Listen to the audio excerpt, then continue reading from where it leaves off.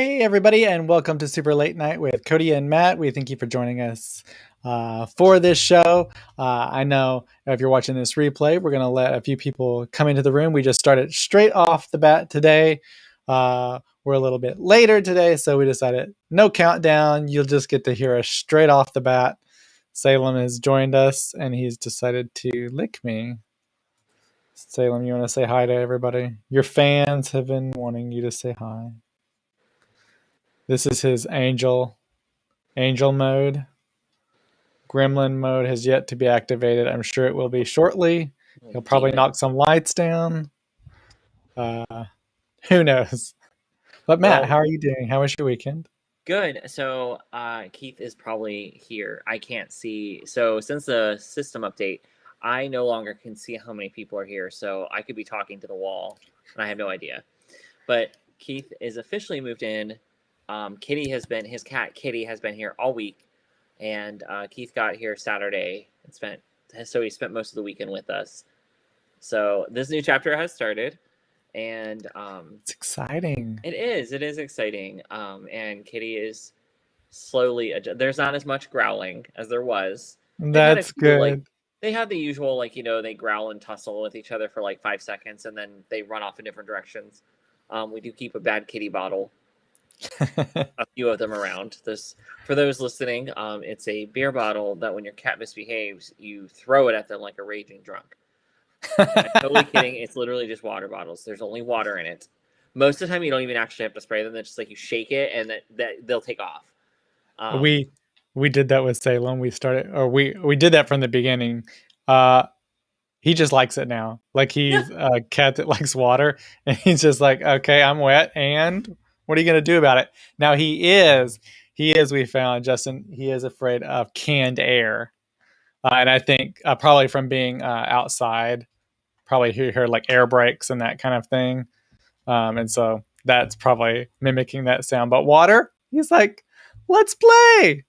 I have always wanted a cat, though, that would like to take baths. Or like sit in a bathtub.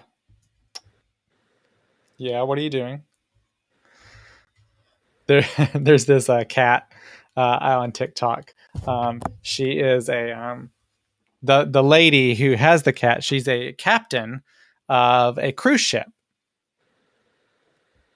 And the cat I love is a naked cat, which I do want. But anyway, he's on the cruise ship with her, and like they have TikToks together and do stuff, and she shows people around the ship. But that cat just loves sitting in the bath. It just sits there and just like relaxes. It's the cutest thing. I do not, however, think Salem would do that if we were to put him in a tub of water. I imagine there would be blood everywhere, and it would be from me. But if there's anybody I could picture doing this with love, I think you might be the one, Cody. Ella used to love taking showers with me. She would just walk in there, and she would want me to pick her up, and then we'd just sit underneath the shower, and she would just be happy. She still comes in there, but she's like, okay, I'm in there for 2 seconds. That's enough. I'm out. Well, they also have their undercoats now, so it probably takes a lot longer to dry off too. Yeah, that's Luna true. used to come in and she didn't like when I take a bath. So when you try to sink into the bath water, she would panic and start meowing and trying to rescue you, which sometimes involves finding her claws in your scalp because she's trying to get you out. And so yeah, I grabbed her and I picked her up and I held her. I didn't put her in the water or anything, but I held her like I was sitting in the tubs. And I just held her and cuddled her and petted her. And that, for the most part, calmed her down. Like she hasn't really, and that was probably 3 years ago at this point. For the record, because of Luna is how we met Keith. Because he was a local, and I still was active on Facebook at the time, and we found Luna. So when we decided we were caring for her, so we of course posted pictures of her, and Keith had stumbled across me in the People You May Know thing, and of course my pictures were all Luna and this tiny little kitten. So he added me to ask me about her. And then there was probably a few weeks after I got her in like late 2017. And then in May of 18, I went to dinner with him, his then partner, and 2 of their other friends. And obviously David attended. And it was fun. We had to meet some new people. That was like, you know, weird. And now, just over 3 years from the date of that dinner, Keith lives in our house now. I also bet Kitty is a lot more excited that her dad has joined the Yeah, he household. he is very excited that Keith is here. Um, so the the first few days he was pretty, stressed. So we left the door open for him, but we put gates out so the cats so he could have separate space. So we could walk out down the hallway, but he'd have to climb the gate, which he, by the way, he totally can. He's a former outdoor kitty. So he's very capable of climbing gates and no shame in doing it. So we would go into the room and shut the door so our cats couldn't bother him, and we'd sit and talk to him. He's very friendly. He's very people friendly. So we would sit and talk to him and just hang out with him and pet him. And each day he's getting a lot more. He's used to us. We do know him, but he never really had to pay attention to us before. Now it's like, oh, these guys, these assholes are here. Great. So, yeah, the only one that's had like an issue with him is Luna a little bit. So I was sitting on the floor last night. Keith and I were sitting in the hallway on the floor together, like about 10 feet apart, while Kitty was kind of walking back and forth. And Kitty decided to just kind of do a cat run straight down the hallway. And I was sitting, so my arm was up, so he jumped over my leg, but under my arm. And Luna apparently thought he was running at me. And because she'd been sitting here watching him this whole time, sleeping away in her basket with one eye open. And when he leaped, she came out of that basket at him in, I mean, a split second. And he wasn't coming after me at all. He was just being a cat. But Yeah. anything that he has done that she seems to perceive that might be a threat towards me, she just flips out and growls and runs after him. And I'm like, okay, princess. I appreciate the thought, but keep that energy. But yeah, it's other than that, and that's been very few and far between. So it's the other thing is getting used to other noises in the house. And I'm like, Keith, I'm really sorry if we burst into your room with a bad kitty bottle and spray you, because we're used to our cats making noises that it's like, wait, because you know which noise you need to go check out. Yeah. It's either when you haven't heard anything in too long, or there's a certain noise that you're like, no, that isn't right. Something is broken. Right. We all know. And you don't know it until you know it, until it happens, and you're like, shit, that sounded a little expensive. Yeah, Salem, you are the champion of that, huh? He's When the like, he lights made. came down on you, well, first behind you, and then the next week, literally into your face, I'm like, this did not just happen. At least you didn't say Jesus, Mary, and Joseph. I would have laughed very hard. We actually last night watched Primary Colors, the John Travolta movie that kind of is a play on Bill Clinton and his run for president. And anyway, Justin afterwards was talking to me because we were talking about the Clintons and like how they, uh, you know, a functional dysfunctional family, and that they had this goal together to be successful and hit that end goal, no matter what it may be. They're going to push forward through thick and thin. But in the interview, and we've talked about it too, and we played it before, where the lights fell on Hillary Yeah. Clinton. And I was like, yeah, me and Matt have talked about that before. I mean, not exactly, but the same kind of idea with these, except thankfully my lights are very light and they would definitely not hurt, unlike huge metal lights. But yeah, the Salem, every time there's something. Yeah. Either that or knocking over my coffee that one time. That was a little stressful because obviously you never really know, like, because there's always that second of like, oh well, maybe I can catch it before it all goes to hell, and then it's like, well, never mind. No, and the thing is, I'm at Justin's computer that he uses like to work, and so Talk about hard stopping. there's hard drives, and then like he has his work computer and then his personal computer, and I use his personal computer. But there's gadgets that connect everything, so it all just runs on one big screen. And yeah, I was like, oh my gosh, no. It was pretty much like, do we need to cut the live? Do we need to cut the show? And you're like, oh, thank God, almost nothing spilled. Okay, I think we're good. It was just a tiny bit. I need to pull that. It's in the live, but I need to pull that one little thing because if you slow down my face, it's just like the world's over. This is Right, it. and this would actually be a much better blooper to have because it's usually me doing weird shit that you have. It doesn't have My to. bloopers only involved Salem, Yeah, or basically. like really terrifying moments that are like actually bad. Mine's just shit I say that I didn't know if you were recording or not. Not that I say anything that can't be recorded. It's just maybe not something you would say to, like just telling jokes or whatever being inappropriate. It's like, you know. Yeah. We want to thank everybody who is joining us here. We kind of just started straight off. We had no countdown today. So thank you for joining us. We have 4 people who joined us now. Again, if you're new, thank you for joining us. If you're here, you know the drill. But basically, just chat in whatever platform you're on in the comments section. We'll see those in the chat if you want to talk with us. And then we'll react with whatever you want to talk about. And we'll chat about things we want to talk about.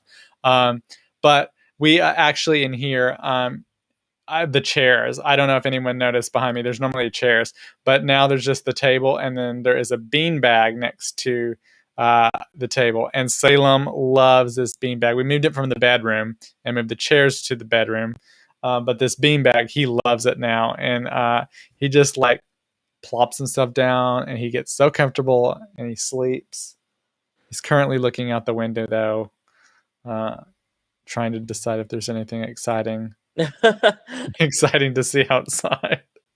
Well, the only thing really exciting coming for us is so my orientation for nursing school is in 10 days, which I'm excited. I'm super excited about. Like, I don't think about it too often, to be honest, because I just try to focus on other things that I'm trying to get done before school starts. And one of those things that I'm not done with that I would have loved to have been able to write quickly is said book 2, and it's not done yet. So I'm crossing the 15,000 word mark either tonight or tomorrow. And what's your goal? On this book, I'm hoping for it Yeah. to be 80 to 90,000 words. I want it to be each of the 3 books. Each one's going to be bigger than the last and more detailed. The first one's kind of like an intro entry, and also because not that I know what I'm doing, but at least I kind of feel a little more comfortable. I had a moment of panic the other night.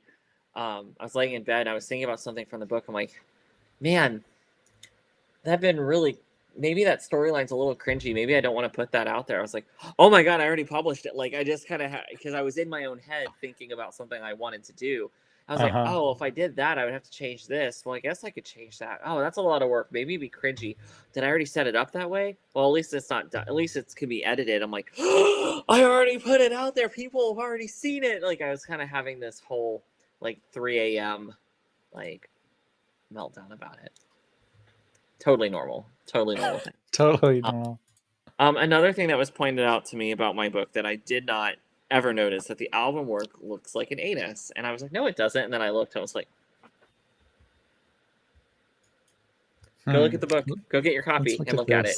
Let's look at this. Yeah, once you see it, you can't unsee it, and it was not intentional. Are you looking it up? Yeah. Yeah. I was like, no, it does. Oh man, I didn't. That is not how this was even designed. Yeah. Look at that.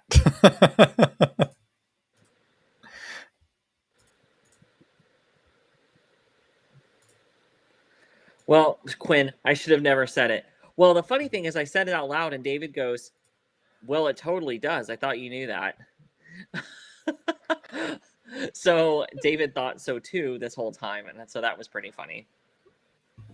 Yeah, there's the possible things that, or it could be a piece of wood and like cut in half. See a piece of a log, or you could be like, oh, you're looking up from the forest floor, and these are trees. I think those are your 3 options, or it can be a Yeah, 4th option, which is just abstract. Because see, look, the bottom's kind of darker, so it could be like the heavy part of the forest, and this is just really tall trees in the middle. Oh. that's funny. I mean, but look over here. Customers who viewed this item also viewed um, Fairview, Green Ox to the Sea, Suddenly Forever, Colors of the Heart, Volume 4, and Spencer, Book 3, Blackwater Falls. That one has like a mountain lion in it. That's exciting. But goodness, this is the company you're in, Matt. Oh yeah. Well, I mean, I don't know because nobody's leaving reviews, so I don't actually know. I'm like, so, and I don't want to like beg people to write a review because that's the most important thing to me.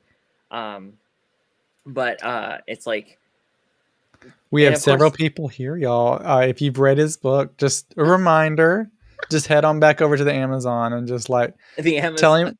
him what you think. I mean, God, we already know that David, you know, had a David's review. tr- truthful review. I still like that he wants a bit more gay in the book, and the Well, good paragraphs need to be news. Book shorter. two, book two has a bit more gay in the book. There's a little bit more gay. Just Well, FYI. I mean, I haven't gotten David, to it yet, but I have written a really important part. I did write the last chapter. I know what's happening. But for the rest of it, I am also much like the way I talk. Sometimes I'm just as surprised as y'all are. Some people like to map out everything like an outline and basically just fill it in. I don't. I like to kind of write as I see the characters kind of as organic as possible. And if I think of something that I want to happen, however I imagine the scene happening, that's what I write. And then I go back and write what events would it take to lead up to that. That's just my mhm. preference. That's just my person. I don't know if that's right or wrong or if that's considered very juvenile. I personally don't care.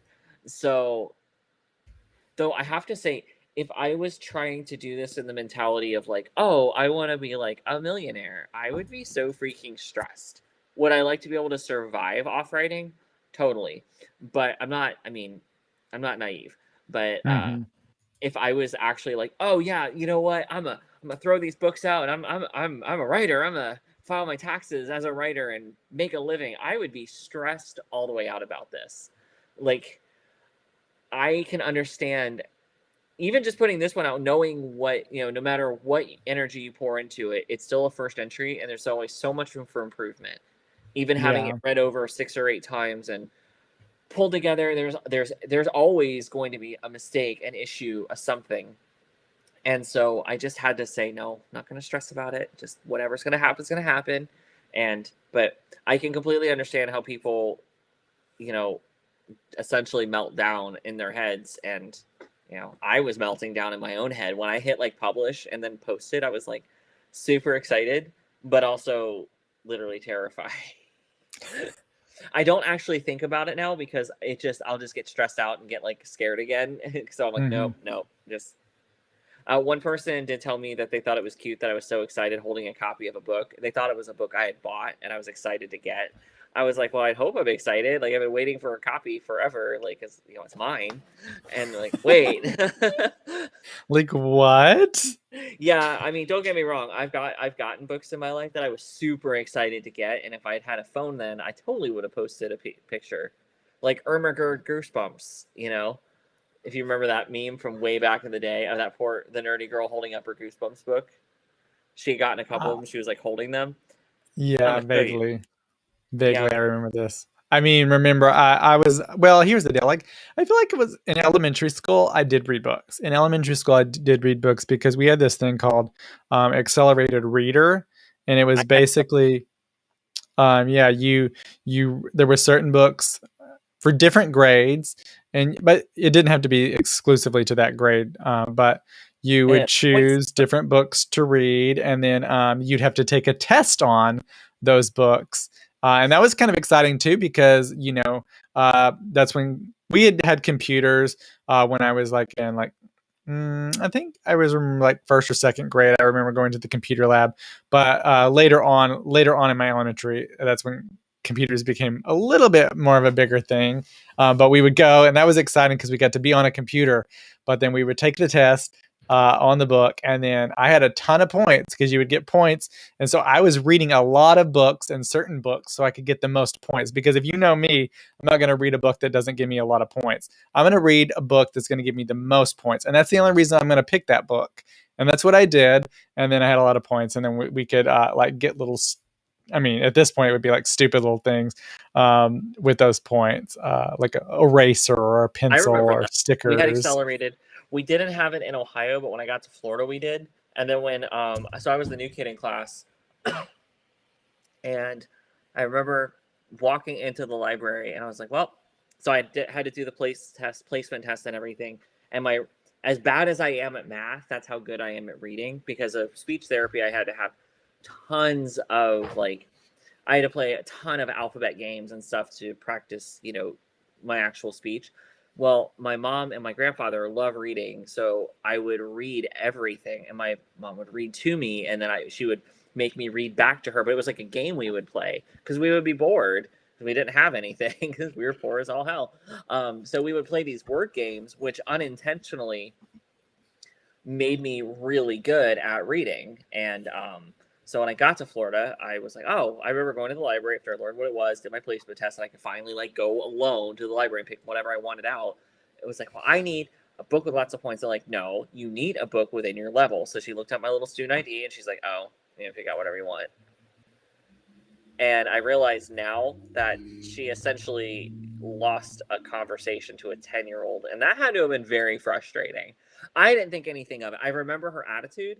And I remember that, no, you need to get something in your level. Because I remember a lot of these people not being very particularly like nice to me. But they weren't like rude. It was just very much like, they've had this conversation 1,000 times. And I was like, okay. And I just, wandered over, picked up some books and wandered out. Like, I would not have at all picked up that. But now looking back, I'm like, oh, ouch, to a 10-year-old. Burn. Yeah. Speaking of children, I was telling my niece, I had a dream the other night that my niece and great nephew visited, and that my nephew wanted to go to the zoo. And in the dream, that's just what he wanted to do. So we were talking about how, Yeah. well, we can go, we just can't go right this minute. And she's like, did we come back to traumatize you more? She goes, you do know he likes to go to the zoo during waking hours too, so we can, we could do that. Like, I was like, if you've ever interacted with a child, you can literally tell them, let's go to the zoo right now at 2 a.m. They would totally be all for it.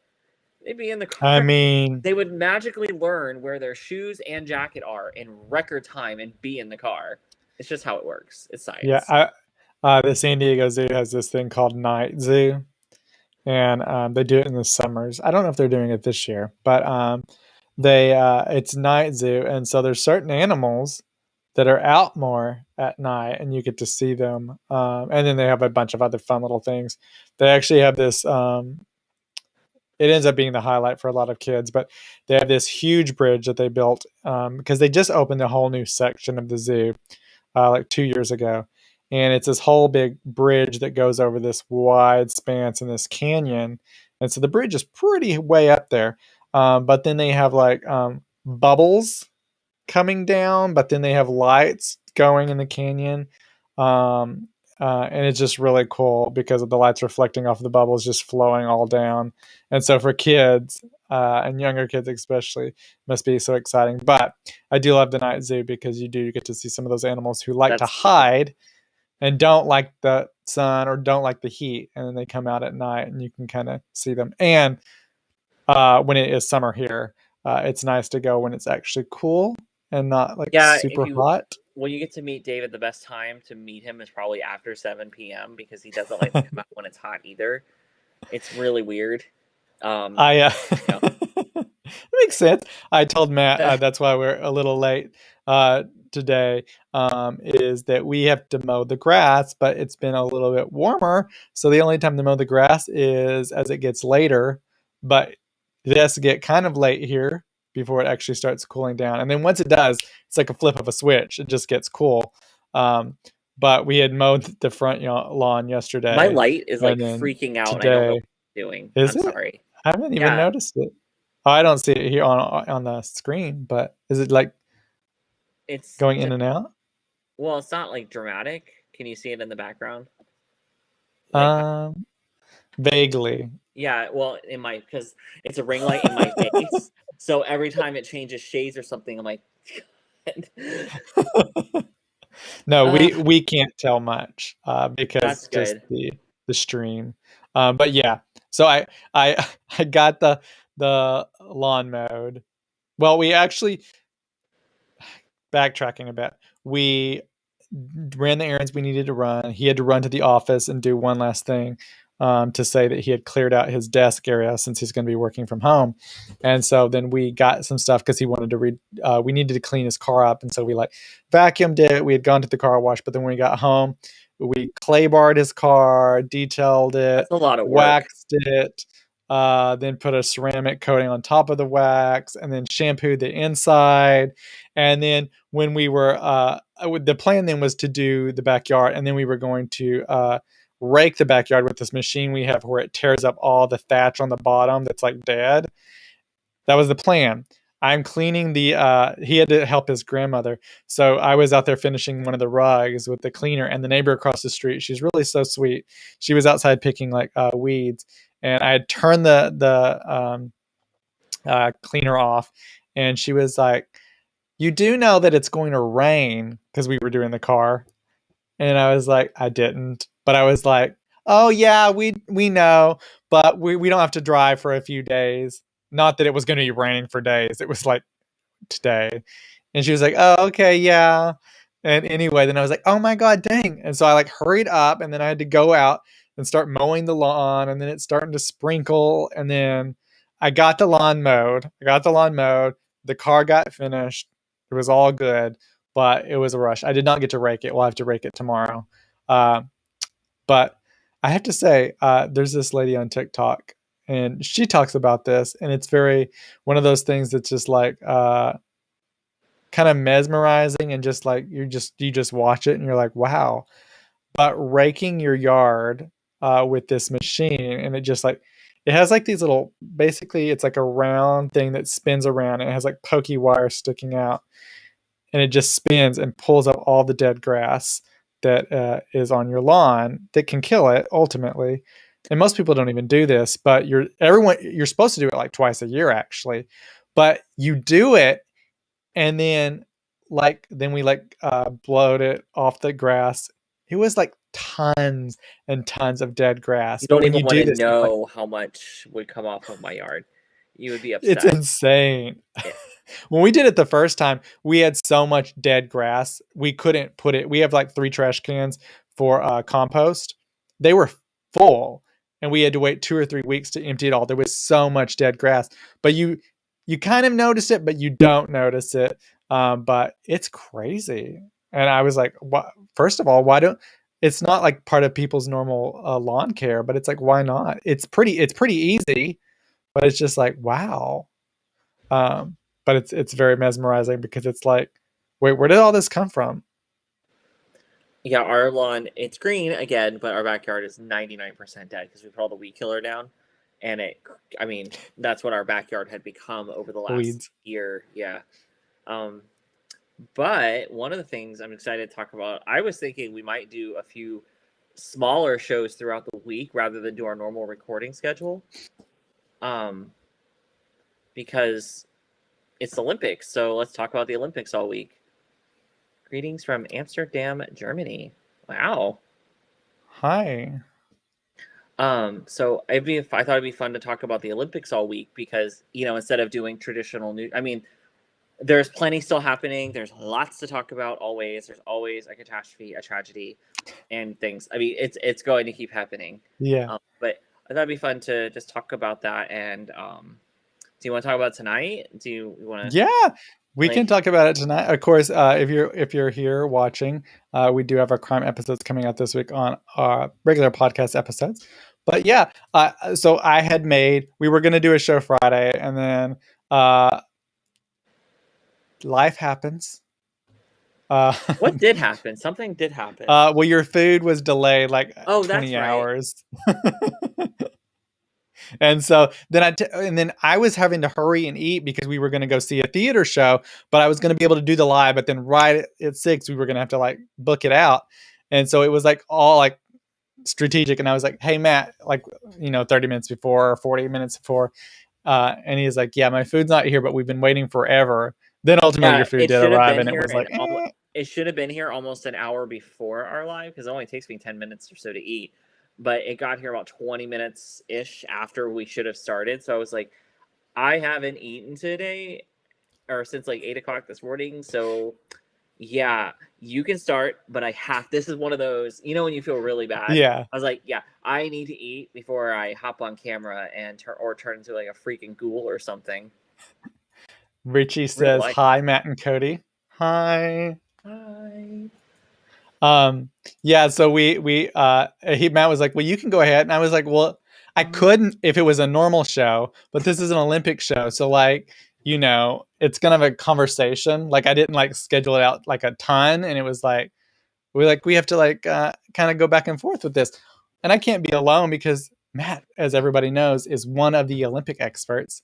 Oh my god. But I was going to surprise everyone. I had an Olympic opening and everything, but we'll go ahead and just do it now. We'll pretend like this is our Olympic segment. And so here we go.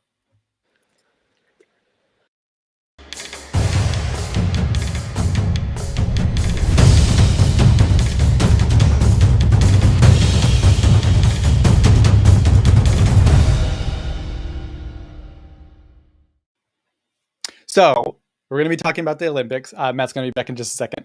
So the opening ceremony was on Friday. So I actually was getting to watch it before I went to see the theater show, which was exciting. I always love the Olympics. And as you heard me and Matt talk about in previous episodes recently, like we're obsessed with the Olympics. We know a lot about the Olympics. Going back since to like 92, remembering Barcelona Olympics. I've always enjoyed watching the Olympics pretty much nonstop. Stay up late watching things because depending on the time zones, you're seeing things live and taped. And I just like watching as much Olympics as I can, even like some of the basic things like sailing or speed walking or things like that. I just love watching it. But anyway, so the opening ceremonies were, of course, on Friday. And, this was obviously, we didn't know if the Olympics were going to happen because of COVID. And even up into the last minute, the last days, the Olympic person in Japan was like, well, we could still cancel them. Well, anyway, they just went ahead and got off. And so the Olympics ceremonies happened, and this was the American team walking in their Ralph Lauren outfits that Matt described in one of our earlier episodes. But we did the cool thing about these were that they basically have an air conditioner in them. Yeah, they're Which cooling was technology, but God, it just looks like a homophobic frat bro crew. Like that's like I mean, I would wear this. God, This would be my outfit to go like to out here. There's this area called Del Mar, and so this would be the outfit of Del Mar. Um, it's Cody, the if rich things you neighborhood. just say sometimes that I'm like,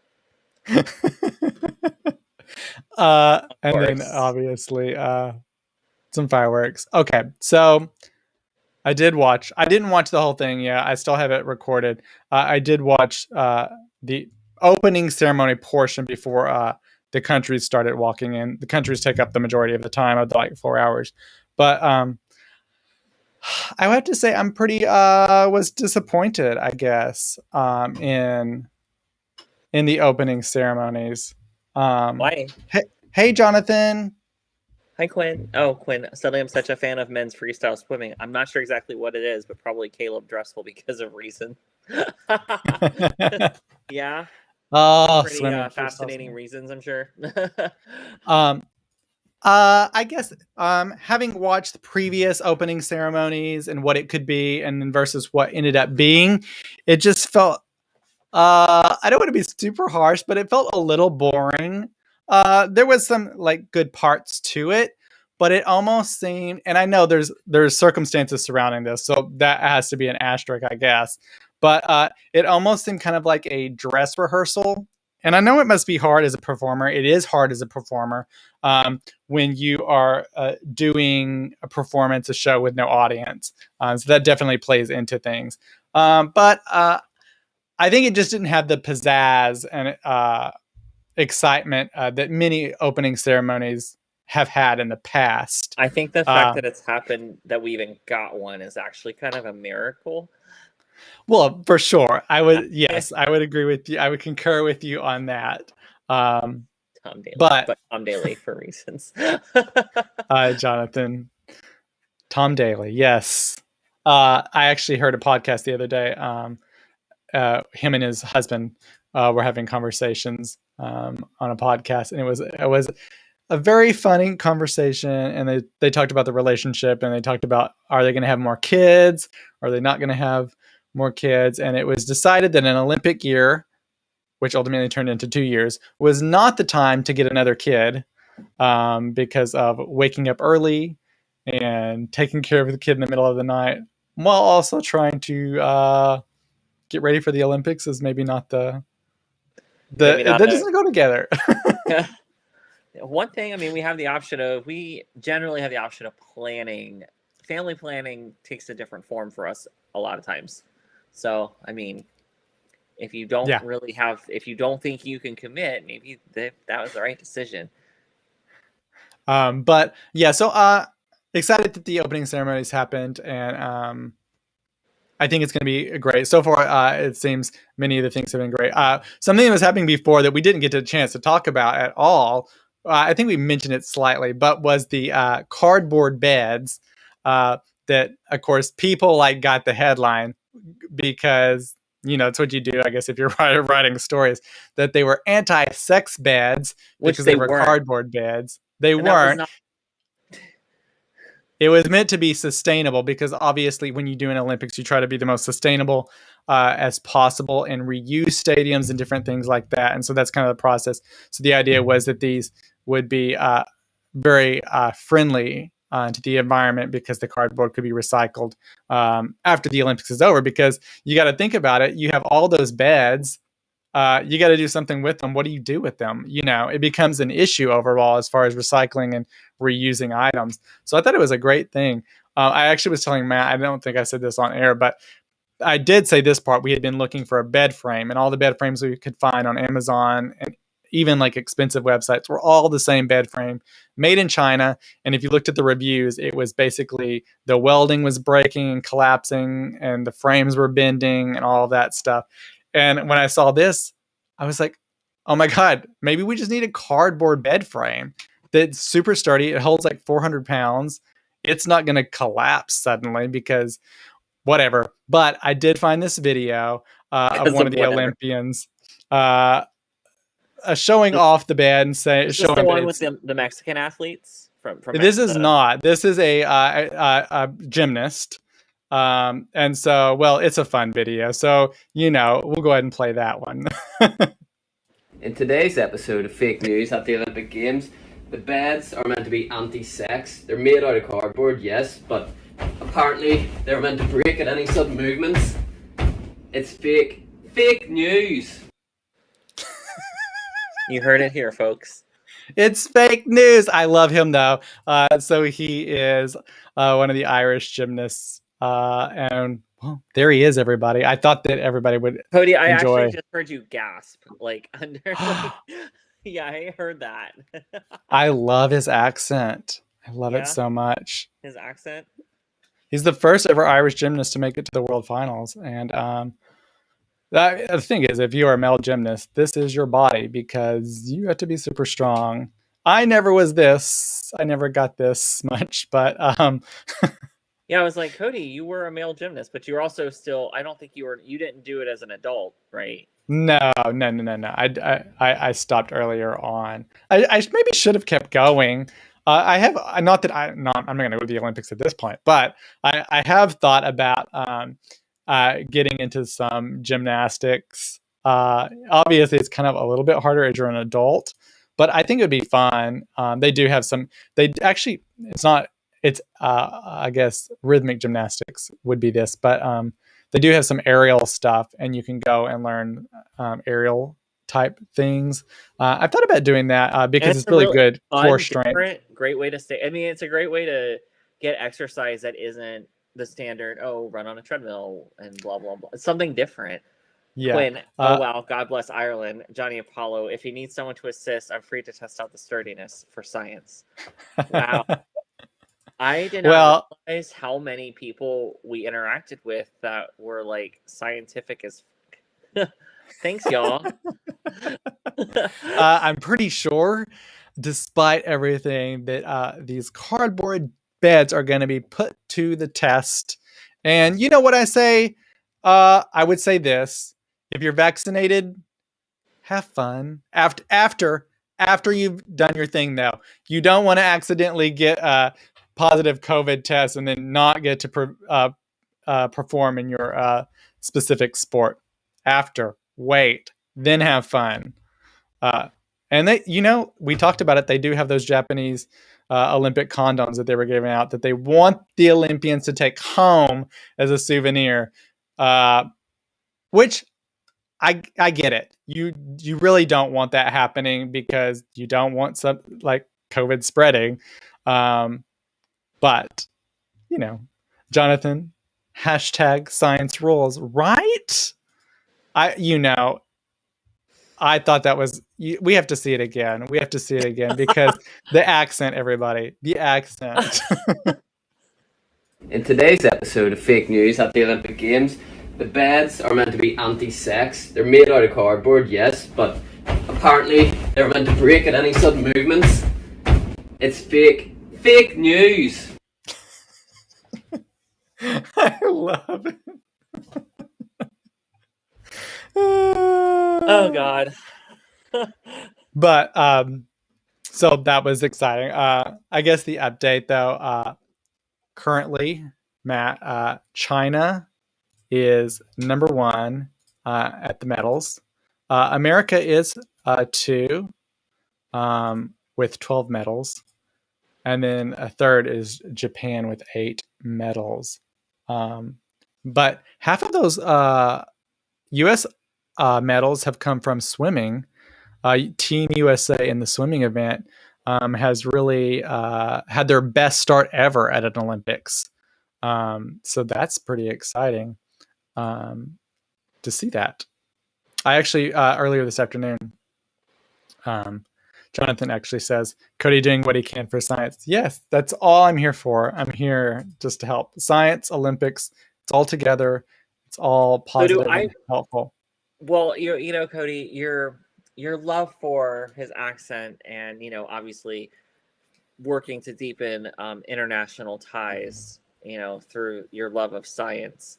I wonder if other countries like our accents from the States, the way we listen to other accents from other countries and we're like, oh, hello, do they hear us and they're like, oh, nice, or are they like, oh, no, not that again? I actually have heard some interviews they've been talking about accents. I think at one of the Olympics, and they love Southern accent and Texas accents because I guess it's just something. There's a lot of countries that we're not to get into politics, but there's a lot of countries that really do like Texas because it just like is this larger than life story kind of situation. But I mean, just speaking of it, we were out here coming home, and I think it was Burger King. They had signed for a new burger, the Texas burger. Like, what other state gets their own burger in every state? Oh God. But yeah, I heard that they like Southern accents that makes a lot. Sense. I mean, what you see as a Southern accent on TV is a softer spoken person who, kind of that genteel mannerisms. But what you really get, not necessarily that. What, but yeah, the Quinn Deep South says one. the Deep South is very popular with the Europeans. Yeah, I mean, I guess I could see. It just makes me wonder. So, when I worked at Disney, a lot of our cast were from all around the world, And you know, an American accent is a very broad way to say it because, well, I mean, I'm sure you've had to explain to people even that live here that don't understand when you say North America. North America also includes Mexico, Canada. You know, there's more than the United States. So it's a little tough to explain to people. And when I mention that, like, you're like, hey, if you're being specific, you know, because even within our states, there's different accents from around the country. And, you know, it's like sometimes, like, when you're talking to somebody, you almost expect them to break into a completely another language, even though they only speak English and they're speaking it to you, an English speaker. But our accents can be so different, we can usually pinpoint, or if the accent is particularly grating or out of place for where you're standing, it's like, you know, like mine doesn't fit because of all my speech therapy and all the places I learned to talk. And maybe from working in call centers forever, where I help people all around the country and all around the world. It's interesting because I took one of those dialect tests or whatever, and mine doesn't fit any of the places I lived. I fit more in the middle of the country, like around the middle of the country, and a little bit of everything, rather than deep into one or the other. But if you really piss me off, or I get really, really excited and I'm not stuttering, oh yeah, Quinn, the rest of the world thinking bless your heart is something sweet makes me cringe so hard. Oh, if you're listening, when someone says bless your heart, they mean, oh, you dumb shit. You're dumb as shit, you poor thing. That is what they're saying. That is the Southern way of saying. And I did not know that people didn't know that, because I grew up in a country family, even though the first 10 years I lived in Ohio. That's not really, they're from the hills of Kentucky. So, right, Quinn, I'd rather be called a slur. Same. Just go ahead and say it. Leave out the bless your hearts. Yeah. So my accent doesn't fit any of those areas, but if you really piss me off or get me really excited, I can sometimes get really Southern, or how do I say this? Because some of it's just borderline offensive, because I hear people talk like this and it's frustrating because I knew they grew up in like very affluent neighborhoods. So the way I guess colloquialism might be the right word, where I learned to talk, it might head that direction if I'm extremely angry, because that is where I grew up, and that was not. And I also didn't know that mannerism was specific to white or black people or anything like that, because that wasn't divided that way. It was more of like the neighborhood, and we were all just one way. That is not, by the way, that is not saying using like the N-word or other slurs like that. That I just mean literally like a way of speaking where you skip certain words in your sentences. That, yeah, it's exciting. So if you get me really, really, really angry, you can take me right back to my roots. And that's when I know I'm like furious. Or my Southern accent, like it's really strong, but it doesn't happen very often because I'm usually pretty controlled. Or I'll just stutter. My stutter will come back with a vengeance. Like, it's really embarrassing. Like, if it comes back as I'm mad, I have to just literally go, okay, stop, and then start again, because you know you can't. Nobody's hearing you if you're stuttering. You're not getting anything out. Nothing's happening. It's like, well, no shit. Like, all right, let's try again. Stop. But it's happened a few times where we're recording, because I'll start laughing, and my brain just shuts off, and I'll start stuttering. I'm like, we have to stop now. Johnny says, I grew up with designing women, and my best friend is from Tennessee. I know what bless your heart means. Yeah, Tennessee is a really strong.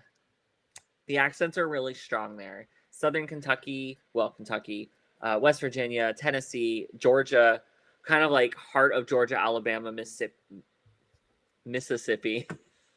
There did it again. I even thought about it. I knew the word was coming, and I'm like, no, say it right. Yeah, I think that there are Olympians who are they like hearing the accents, some, just as we love hearing other accents. I actually met before, earlier this afternoon. I saw, there was some gymnastics going on, some qualifying things for team events, and some Yeah. other things. And I saw, the Olympian that, the older woman. I'm drawing a blank now on her name, but who is like 46, and this is like her 20 millionth Olympics that she's at. Oh, And she, Shusavitnia, I believe. It's like yes, her retiring Olympics where she's been there for like I forever. think she's been literally in the Olympics since before we were born. Or like around the time we were born. Yeah, exactly. I mean, because I remember her in, Barcelona. I think she was one Olympics before that, Lillehammer probably. Um, and so she, did her vault. As you mentioned, Matt, she's kind of like a vault specialist. And it was Yeah. funny. They showed video of her, and she was sitting with like some of the other girls, different countries, all, set up like on one of the platforms, and she's like in the middle, and it's just like you see this dichotomy. She's older, she does look older, and then you have like all these like teenager-ish, girls, and just the dichotomy between the two, and it's like, wow, she's going for it. Good for her. And so we'll see what happens with her. And 1992 was her first one. She did okay, compete at the USSR Junior Nationals in '88 and then started competing at International in '89. So she was on the scene at the end of her junior career because she was born in '75. So she would have yeah. been pretty young. But in those years, you could be 14 years old and be on an Olympic team, before they changed the rule to 15 and then 16, which of course Or has a if you're China, 8. come on, um, we're not going to take it there. I don't think, she'll probably, medal. She does have great competition, obviously. Simone Biles specifically Yeah. in the vault. But good for Well, her. I loved seeing her there. It was just, something about it when I saw her on the screen earlier. It was just like, this is what the Olympics are about. I love that. To see somebody, you don't have to be young to do this. Like, you can still right, be good, at right. and at a sport like that, which is really hard on your body too, which is amazing. It's about Honestly, training. astonishing. Every one of them I read about said they have to train differently, but they still train hard. Obviously, I mean they're Olympians for a reason.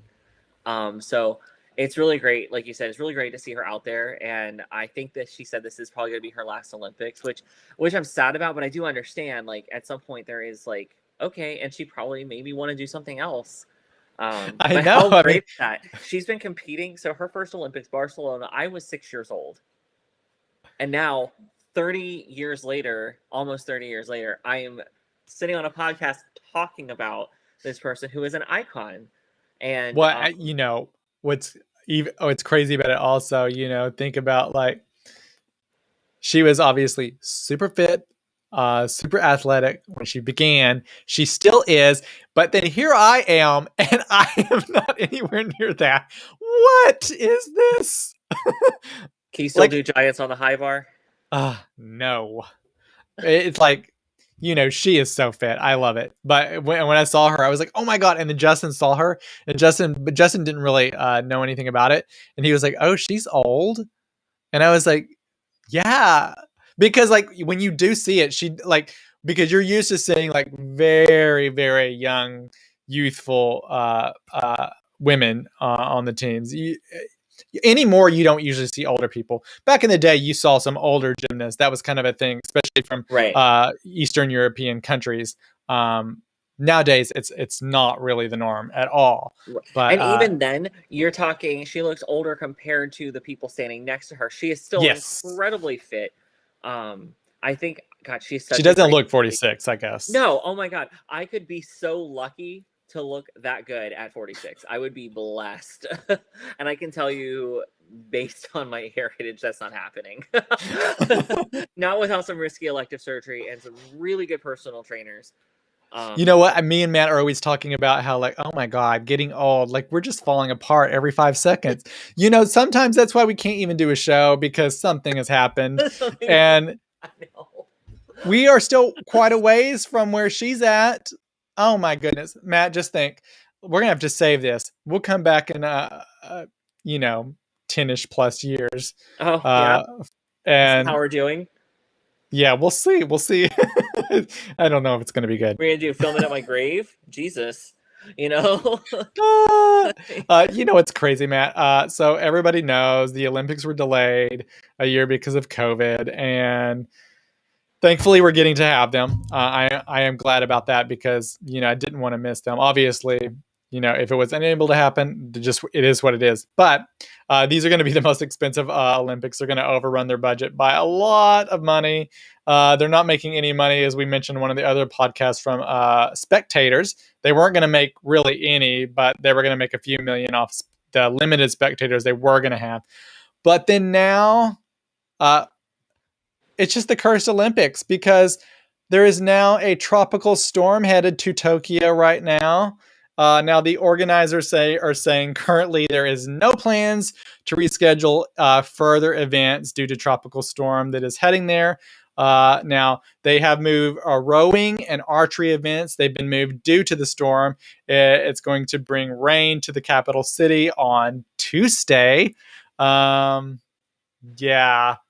and it will pass Tokyo. Wow. Pretty, That's. yeah, I mean, hopefully quickly, hopefully it but just stays at a tropical storm level. I've definitely been in. I've been. I mean, obviously here in the States we get hurricanes, so I've been in places where it has gone from a little afternoon storm. Now in Florida, it's pretty much wake me up when it hits like a high end, about low mid end Cat 3. That's when I'm like, oh, well, let me get my umbrella, you know. But then from there it goes because almost everything is pretty much prepared for a Cat 1 or 2. So yeah, you don't really, and the water drains off really fast. You just don't really think on it. You just do what you have to do and move on. But I hope that for the athlete's sake, and especially if you've never been in an area where a tropical storm. So there are people that live in places that have never seen snow or never seen a weather event other than a heavy thunderstorm once in a while. And essentially a tropical storm, that's all it is. It's pretty much a heavy thunderstorm. But they can be devastating because if it's slow moving, it's just sucking up water and dropping, just literally dropping an ocean on a city, which obviously can be devastating. And that can be more devastating than winds because 100-mile-an-hour winds for a few hours are scary, and when they howl through your neighborhood, it's ominous sounding. But 75-mile-an-hour winds for 3 days because the storm is crawling by is very yeah. I mean, scary. and you think of the Olympics. You have 3-on-3 basketball that's outside. You have you know the archery, like I said, and different various events, golfing outside. Beach volleyballs outside. There's a lot of events that are outside. And so, we'll see what happens. I mean, obviously they can work some things in, but like they said, everything got to be done and then finished up in this 2-week period that the Olympics happen. They close when they close and that's it. And so you do have to reshuffle some things around a little bit, but you have only this window to work in. And so they're going to get it done. But it's like, I just feel so bad for the people who put this on, because the thing is with the Olympics, they've already announced that Brisbane is going to be on the Olympics after Los Angeles. Of course, Summer Olympics coming up next. We have Paris, and then we have Los Angeles, and then it'll be Brisbane. They already announced that. So these are decades long planning. So you got to think in Tokyo, they've been planning this for decade or more.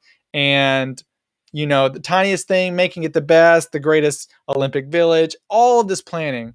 And then boom, COVID. And then it gets delayed. And you think things are going to be somewhat okay. And then they had the surge this summer. And so that put it in doubt again. And then the tropical storm. And then no spectators. It's like you planned decades for this. And then it's nothing. not what you wanted. And it must be so sad. Seal. Well, Quinn wants to know which broken seal to unleash the apocalypse now. Which one are we on? 8? And I mean, it depends on what you consider a plague. I mean, yeah. And no, Cody, you're right. It's a lot of planning for. It's basically the birthday party that's planned for nobody to show up at, and it's like, well, and also, I understand the whole like spectators in the city, but honestly, I care most about the athletes. They train for a long time to represent their country, and for them, this can mean jobs after, or endorsements, careers. So for some of them, it's their very last competition, which could be the summation of all of their work. Like one of the Olympians, Michaela Skinner, who went on an individual spot, she did not qualify for any events, and she posted about it. She wasn't selected in 2012. She was an alternate in 2016 who didn't, ultimately didn't participate. So for 2020 to make it, well, delayed, pulled back, gets to go as an individual, and her run is over. Now, I believe she's considered an alternate. If there's an injury, she could be one of the alternates to fill in if one of the other four are injured. And my understanding is that after this Olympics, they're going back to the 5. Is that my understanding? Yes, that is correct. This That is correct. setup is a mess. I don't know did anybody. This setup feels like that idea you had that sounded really good, and then you wrote it out on paper and said it out loud to your class for your presentation. And went, wow, we really should have rehearsed this group project, guys. Doesn't it feel like this is a mess? Yeah, they wanted it so that more countries can compete or maybe have a chance to be a part of it, because obviously there's you have all these countries coming and not all of them can ultimately compete in the finals. Right. And so that was the concept, the idea behind it, and make things move a little faster, quicker. But it didn't work out as they wanted, and they have announced that had to dominate, Paris it'll go back. Major sports, and because China, Japan, the States, and let's see, Germany, the UK, like you're gonna have these top 10 players that dominate 10 out of 12 of qualifying spots. And so some of these countries might send athletes that might be the best they have, but they're not getting attention in time. And of course, here in the States, we have tons of places for resources. They have tons of facilities and options. I learned yesterday from, I think it was, Dominique Dawes. She did an interview, like kind of answering questions. And one of them was, how come some people swing bars with no grips? And she said, well, basically, some countries can afford them. So some countries don't have a steady supply of grips for their athletes, so they'll just swing barehanded. Now, the grips aren't perfect for the athletes. Like they can still lose a chunk. They'll lose chunks of skin on their palms and stuff. And I'm sure Cody has lost more than a few chunks of skin doing gymnastics. And I think anybody that plays a sport, you lose, you something happens. But essentially, wealthier countries or sponsors that provide grips and stuff like this for the athletes, that just happens. But it doesn't happen for all kids or all athletes participating. So, even at the Olympic and elite level, it is not necessarily a level playing field. I think you were right. It's Dominic Dawes who was talking about that, and the wealthier countries have the grips. And in previous years, going back, there would be like a mix of like sugar and water, and that would cause like stickiness. And she also explained, and they wouldn't have grips. Well, the grips don't necessarily last long either, so they tear through them pretty quickly. So when you see gymnasts say like, oh, a grip ripped, that just happens. Like they wear out. So sometimes there's actually footage of gymnasts being on a bar and their grip tears like mid routine. I mean, the professionalism and strength and body strength it must take to grab this bar that's going to hurt like all hell and say, okay, I'm going to get through this next 90 seconds.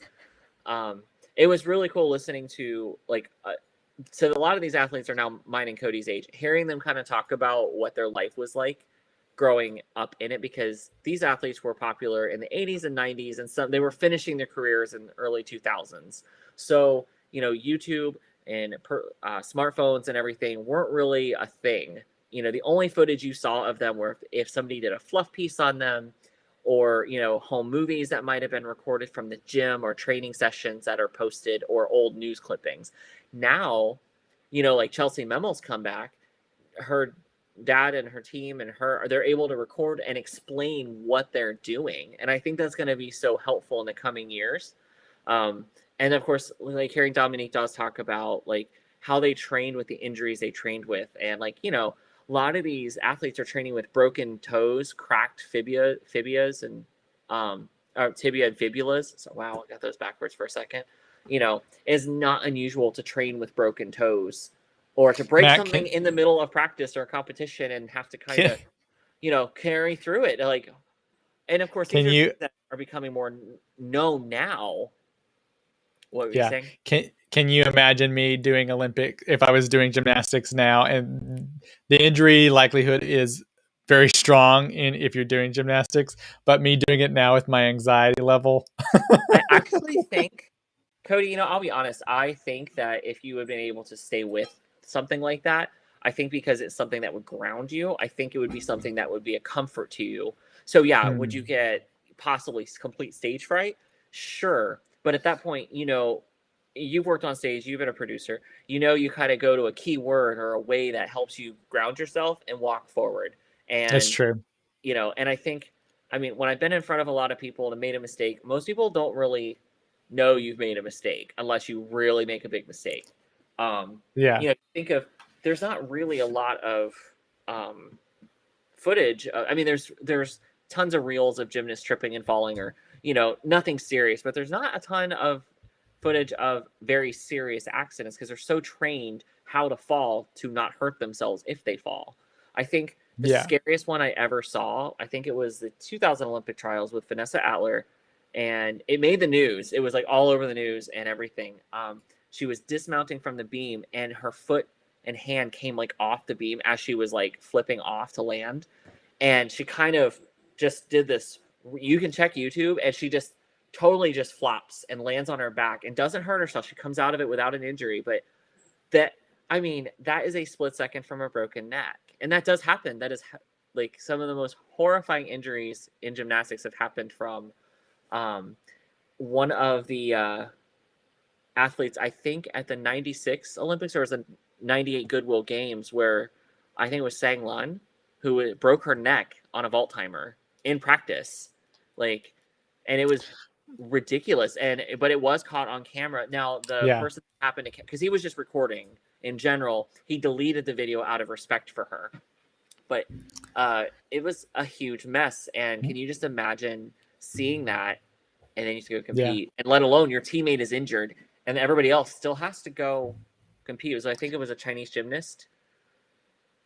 Well, and if you think about it, if anybody listening and watching here, the vault has changed over time. The vault used to be a much more dangerous apparatus. They've changed the way the vault is. The actual apparatus itself is different than it used to be. It's a lot safer. They have a lot more surface area to put their hands on versus what it used to be. So that is a lot safer. It used to basically be a sawhorse, but it was turned facing you. So when you ran at it, you had to like grab basically this little square. Then they turned it sideways, so you had it more like a and then sawhorse. Men and women did it different. They had it opposite, and then I think they both use the same vault now. And then with the Dominique Dawes thing on the hand grips, she was talking about now, or it seems poorer countries are using honey instead to help keep them to have that grip.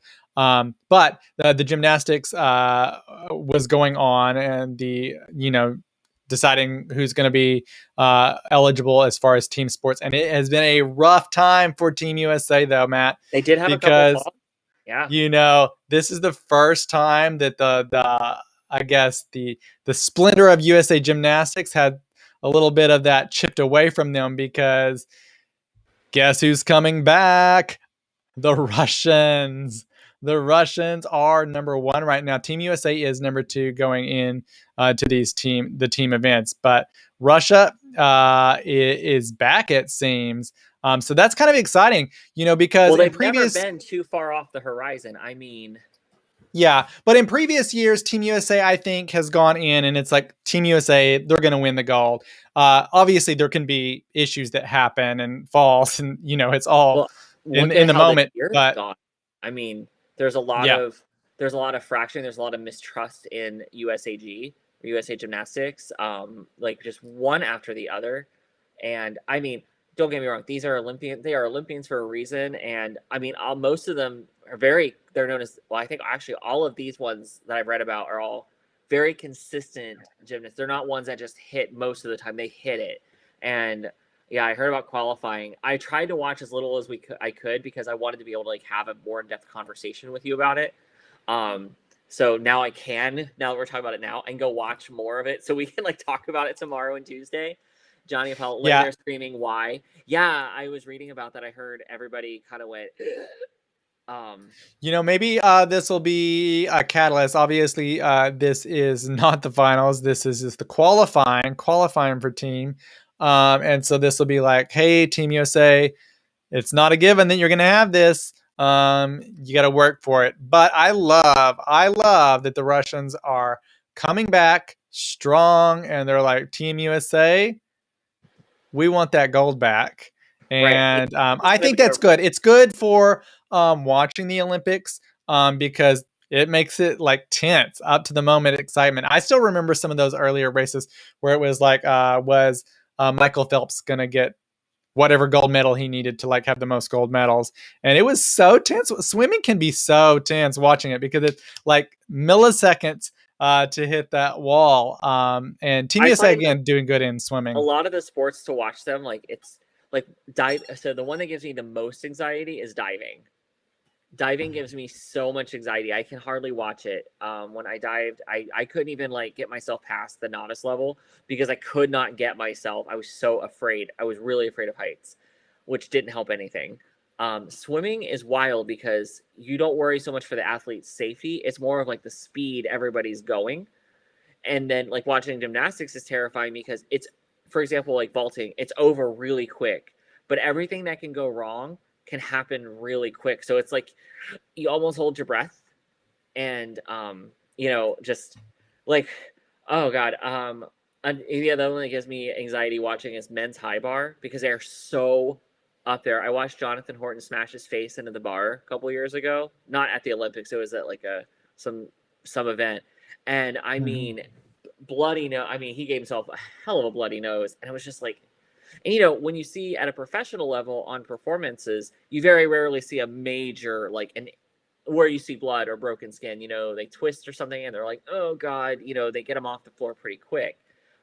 We obviously very rarely see practices where they fall. Oh, Dominique Dawes talked about this. She said media would come in and do spots on the training camps and stuff, and she's like, they were always surprised how many times we would fall. And she's like, yeah, there are days where you fall way more than you land on your feet. And it was really refreshing to hear them talk about it because I think people forget, like, when they criticize these athletes or go online or Twitter, well, now with Twitter, they can tag these athletes directly and write something really nasty, and it's like, oh my God, I can't even walk down the stairs without possibly falling down on my face, like down 15 steps. I could never imagine going online and writing something rude, and it just got like the men's high bar though. So I would say that one and diving. Obviously, you see this is heights related, right?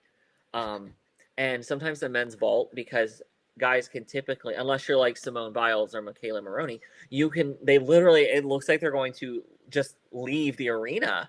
And I'm like, oh my God. But when they play it back in slow motion, again, unless you're Simone Biles, because it still happens ridiculously fast, being able to, they'll be like, oh yeah, they did this and they did that, and watch them spot the ground. I'm like, where? They're like twisting like 8 times. What's happening? But it clearly, I know it happens so fast out of me. Another thing that's going to be heights oriented, though, it's new for this Olympics, is speed climbing. And so you have to climb the wall fast, which I think is funny. Quinn says, my anxiety would make Tanya Harding Tanya Harding myself, whack my own knee to avoid performing in public. Who did not perform well? Team USA men's basketball. They lost. That wasn't great. That's one of their first losses that's happened. Pick it up, Team Cody, USA. I have a question. So, as if you guys haven't figured out, Cody is a former gymnast who left, I believe, in your teens, like in your early teens, you left the sport. Yeah. Yeah. So, what was your favorite? Well, what was your least favorite apparatus? I think you told me the floor was your favorite, but what was your least favorite? Laura's favorite rings. Really, I would have thought you would have said like pommel horse, honestly, because it just looks awkward. It can be, but I would It, say rings.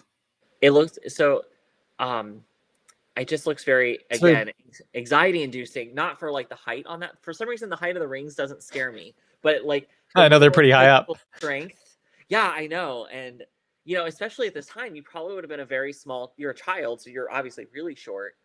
So are I there know. training size rings like when you do it as a child? Are you on like Yeah. the regular No, height? they're smaller. Okay. Yeah, I mean, for most of the apparatus, there's smaller apparatuses that people do train on early on. It's fun watching my sister who's younger than me. She did gymnastics, and so like I would go and watch, and like you would see young kids, like super tiny kids, learning these things, or like girls learning a balance beam, and there'd be tiny girls just doing cartwheels and flips on it, and it's like, wow, it's just so crazy to think of. But Like how fear and like how fearless you are with stuff like that. Like yeah, I think I think stuff like that is really good. Any of these things like that are really good for kids to experience. I mean, I think sports in general, but I think some of these sports like this, as opposed to like basketball or things like that, which are super large groups of people. I think any of these events where there's smaller people or you're having to do it yourself, because all of these things have solo aspects to them. It really just kind of helps you and builds your character.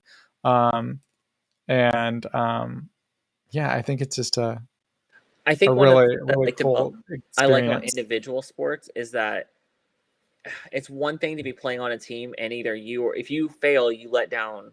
Like if you're like on a basketball team, if you have a bad night on the court, it happened to me a few times. Like a really bad night can just you take out your other six teammates, or however many people are playing. I can't remember the rule. I can't fully remember basketball rules anymore, despite playing for years. I played for years. Wow. Um, but but when you're doing something individually and you mess up, it's on you. Whether you froze, whether you tripped, whether you had made a stupid mistake, it's totally on you. But when you not only piss off your teammates and you're like, oh shit. One girl I remember, her name was Alexis, and she was on the other side of the court and got thrown it. She just hadn't caught up yet, and they already threw the ball back in from out of bounds, and it missed the person that they threw it at. The opposite team, like the other team, threw it into their teammate. He missed it, and he had gone past all of us, and it just bounced and rolled across the other half of the court where only she was standing. She was tying up her hair because her, like, I guess it had come loose, her ponytail had come loose. And so she's like, and you have to have, there are rules about that on the court. And we played co-ed. My league was co-ed. So this poor girl is trying to like tie her hair back and like catch this ball. And like, and of course there's like a herd of teenagers running straight at her for this ball. And I just remember the complete fear her face. She was actually one of my classmates. Yeah. She was really funny. She was great. I hope she's doing well. But it was just one of those moments, and we got in the car and it was dead silent because I think we lost that night. It was we only lost a couple games, but that one we lost. And my grandfather was like, "That poor girl, poor Alexis." I mean, we've all made mistakes. We've all been like literally caught with our pants down. It happens. It's just you just have to laugh about it because if you don't. On that team, I played for 2 or 3 seasons. I think 2. And on the season I played that year with Alexis, the coach's son and his best friend were on my team. And they were good, but it didn't leave room for the other 6 or 7 of us total on the team to really play. So we were kind of expected to basically guard, Yeah. And that's frustrating. And you end up kind of not really wanting to play because they were really frustrated every time we ever lost. And I'm pretty sure it starts at the top. I'm pretty sure his dad just drilled the shit out of him with drills and criticizing him. But when something didn't go well in the game, those two were like monsters. I don't even remember Yeah. their name, but I remember them being jerks. You look at the Olympics, and I think you have a lot of the I guess you would say events are solo sports. They have a team aspects to them, but then there's some solo aspects to them. This was exciting. As we know, speed climbing is one of the new things at the Olympics this year, but also skateboarding. Skateboarding is new. And one of the first Olympic medals in skateboarding went to an American, which is exciting. It went to Jager Eaton from Did you? Arizona. He got the bronze medal. And so he was really excited about that. He's like, what a day yesterday. Still can't put it into words. I just want to take the time to thank the people that got me here, my friends, my family, who have stuck through this process day in and day out, and goes on to thank his coach. He comes from a family of gymnasts. And so skateboarding has some gymnast kind of aspects to it. So that's exciting. Obviously, I felt America was going to do really well when it came to skateboarding. And we have won the first bronze medal, or the first medal to be given out for skateboarding. Of course, most of the skateboarders are coming from San Diego or Southern California area, which is really exciting, obviously. And not surprising. Not surprising. Skateboarding is really big in Southern California. Tony Hawk is from the area. And so it's just kind of a mecca where people come to skateboard. And then obviously kids grow up skateboarding at the beach and doing those kinds of things. Jonathan says, Jager is still competing. Good on him. I remember his episode of Ridiculousness way back when. Yep. And Quinn said, I always think about the coaches of the athletes, how their livelihood is kind of always tested every couple of years based on how the people they send perform at the Olympics. It's a high risk job title. Absolutely. I believe there has been major shakeups and drama that has come out about coaches after the fact that their careers have been pretty much shut down or ended because of, it turns out, what kind of people they were. Laurie Hernandez's former coach is banned for like 7 years because of abusive tactics. I believe Steve Nuno, who coached Shannon Miller, there was some drama with him. I don't remember if they were the same coaches of, I think they were the same coaches of Vanessa Atler and Jamie Dancher. Jamie Dancher is actually on, I think, Dr. Oz not too long ago, talking about what they were all put through and like how horribly they were treated. And all, like, a lot of their coaches are aware of what's happening, and one thing I heard when we were speaking of coaches, so obviously Simone Biles is the best that she's ever been. We thought she was great in Rio de Janeiro, but she's even better now for this Tokyo Olympics.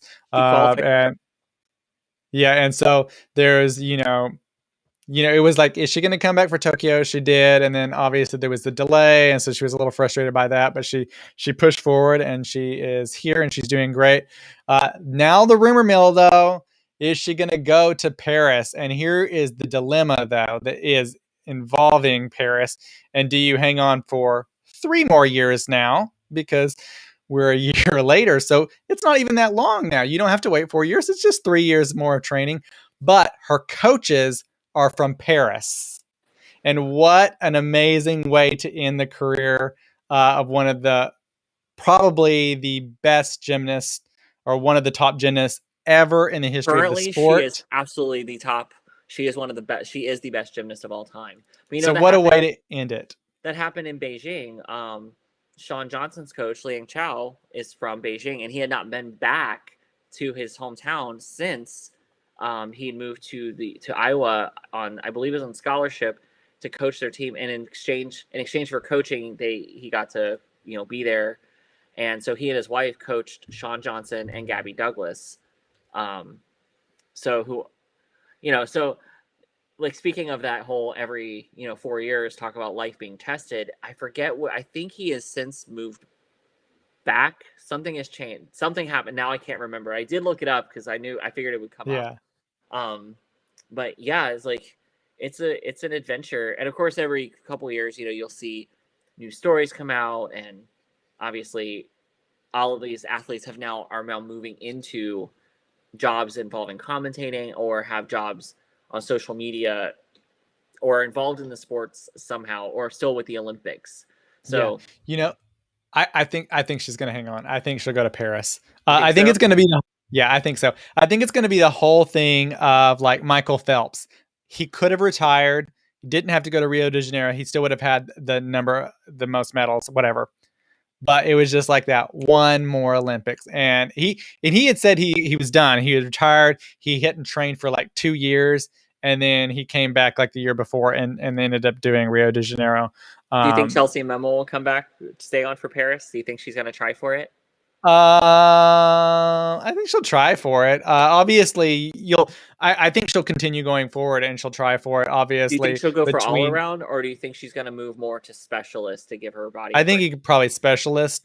And because I think, obviously it's wear and tear on your body, and then you want to like preserve what you can and see what you're best at. And obviously you're going to see, that's the thing, since it's only 3 years away, it does cut down on the amount of time between Olympics. So normally they have some downtime. Now there's not going to be much of a downtime. Usually they have like a year of downtime.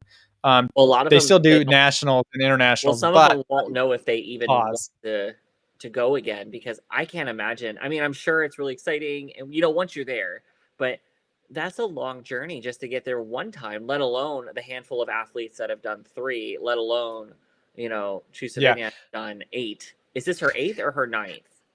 So Oh, I don't know. 6, 2000, I think it all depends. You'll Yeah, this is see her. This is younger 8. gymnasts. 8. You'll see younger gymnasts come up. You already know who they are at this point. Again, because 3 years, it's not in this kind of span of things. It's not that much time because things are going to progress, and then you're going to know who's going to be going. In 2 years, you're going to know 2.5 years. You'll know who's going to the Paris Olympics. Right. So The national because of team, this the teams will all delay, be decided. All the like the national teams and all that will be picked. So you'll start seeing kind of who's standing out. But also, yeah, like Michaela Skinner, when she didn't get selected for 12 and then didn't get to compete in 16 because she was the alternate, she went to collegiate gymnastics. So she went to NCAA, pulled out of NCAA, and went back to elite training to get here. And so it's just yeah, like I can't it's imagine gonna like it's gonna the it's gonna journey be she's tough been on on. it's going to be tough on all of the Olympians for any of the sports, again, because of this quick turnaround. Right. We say it's 3 years, 2.5 years, give or take. I don't know the exact date. Sometimes they have it earlier Yeah, in it's the actually summer. 2.5.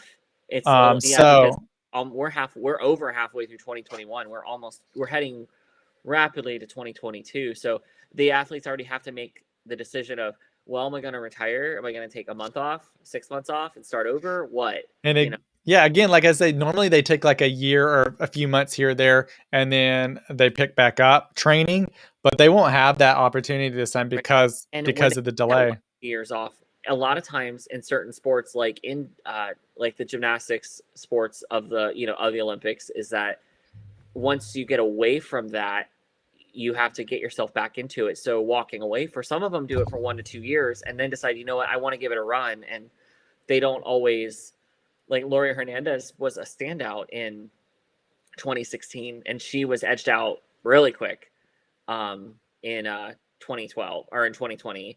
In the So Chelsea Memmel's gymnastics team from her competition years all tried to come back for 2012. Like a lot of them still waited, that took 1 to 2 years off. And almost every one of them, including Nastia Lukin, who's acting as commentator, and she was the defending all-around champion, and she did get a bid to Olympic trials and kind of face planted.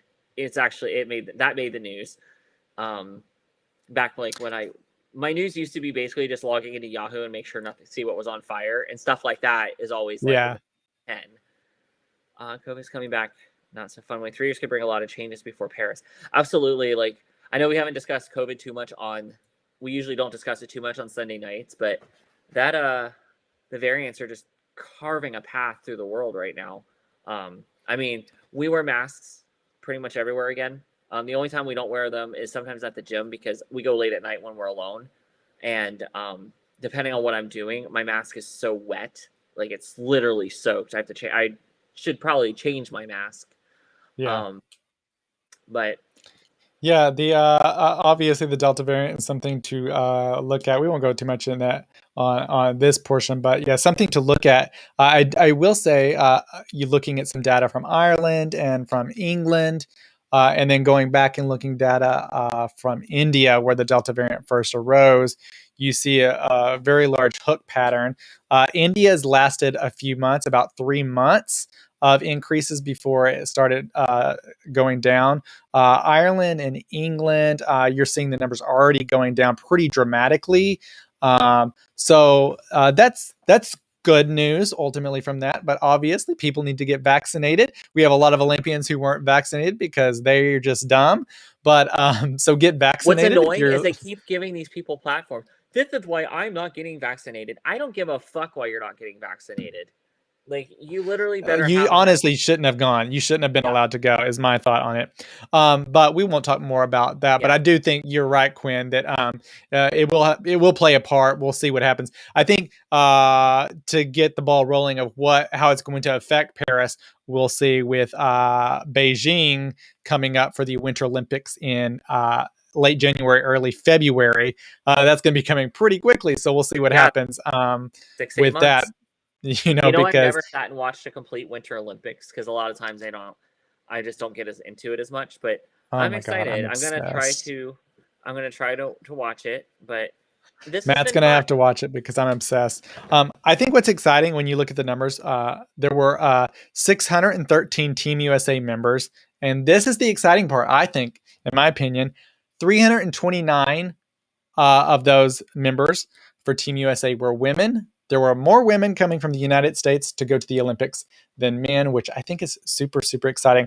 And so one of the things is with the Olympics, they obviously train. There's different training centers. The main training center is in Colorado Springs, the main U.S. Olympic Training Center, where Olympic athletes train. They do have obviously each individual sports has their own individual training areas, but there's a ton of training that goes on at the main Olympic Center. There also is Lake Placid has an Olympic training center for some winter stuff. And then San Diego has a training center for some of the things like skateboarding, motocross, rugby, archery, some of the boat type events and canoeing. And so I took a trip over to the U.S. Olympic Training Center, and this is what was there. I'm here at the Olympic Training Center here in Chula Vista in Southern California. Now, this is one of 3 locations here in the United States where American hopefuls train to one day make their spot on the Olympic stage. Now, this location here in Chula Vista is the first of the Olympic training centers that was built from the ground up with the best facilities for American athletes.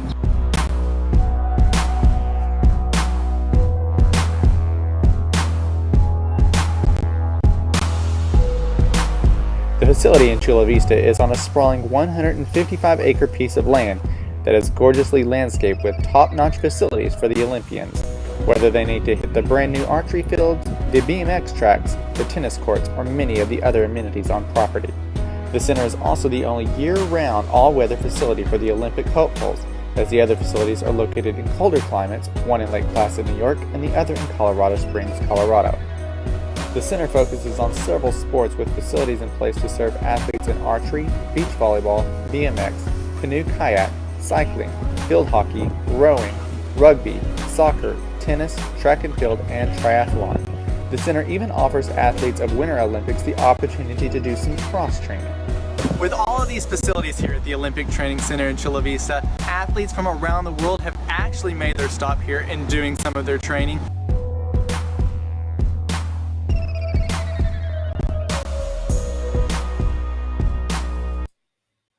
So that is the training center. It was so cool to check out. Fewer sports are training there lately, and obviously COVID has caused some training issues. But super exciting.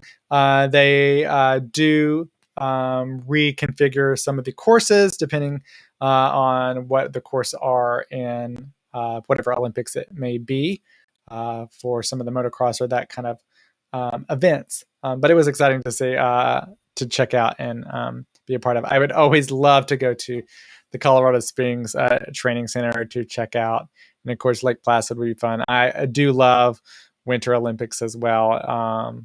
Ice skating and speed skating. I just love it all. And so I'm really excited to see for the Summer Olympics here as they really get underway this week with some of those events. Of course, men's gymnastics is really exciting.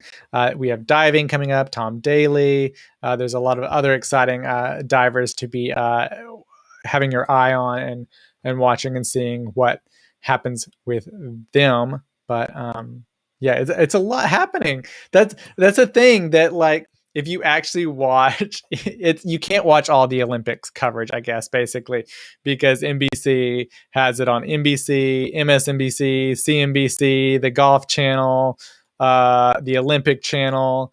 Then it's streaming on Peacock, all these things. They actually have shows on Twitter. They're doing a morning show. They're doing with different Olympians, which is exciting to check out. There's so many things. Also, Johnny Weir there. Johnny Weir and Tara Lipinski are there. And I do love Johnny Weir and Tara Lipinski. So that's exciting. They're doing stuff for the Olympics. But yeah. You're excited for the gymnastics, I'm guessing, this week? I don't know. I usually try to keep an open mind, but that's usually what makes the news. So it's kind of like catching it. I'm trying to just sort of enjoy life before. So my orientation is in 10 days. So I'm trying to just not like watch that countdown happen. So I'm trying to just focus on like, oh, this is something I can watch and do. So whatever events come up and I get to watch. I did watch the skateboarding a little bit, and I did see the skateboarding accident happen where the guy fell off his board and slammed his balls into a railing, and I believe he placed 5th overall anyway, which good for him because holy shit, that must have hurt. And I saw in the comments, someone said, had there been spectators, that would have been the loudest "ooh" heard around the world. And I was like, oh no, come on, internet. We it always happens, obviously, but the country's walking in. This got a lot of press, as it always does. But we had our guy from Tonga coming in, oiled up. He was back. He did have some competition. There was someone else also all oiled up.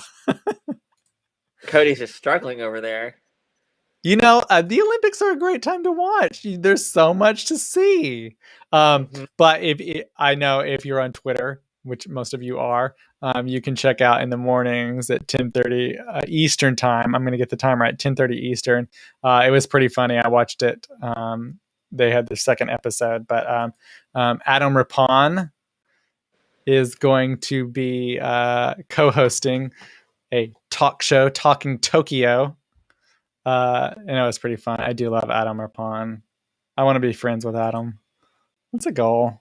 I think it's possible, but one of my mutuals literally hates him, and I don't know why. I asked him why, and he goes, I just don't like. I think he thinks he just is probably a bitchy twink.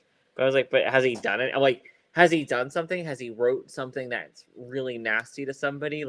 But he hasn't. He just doesn't like him, and I'm like, I mean, he could be, but yeah, but anybody could be. You could be. I could be.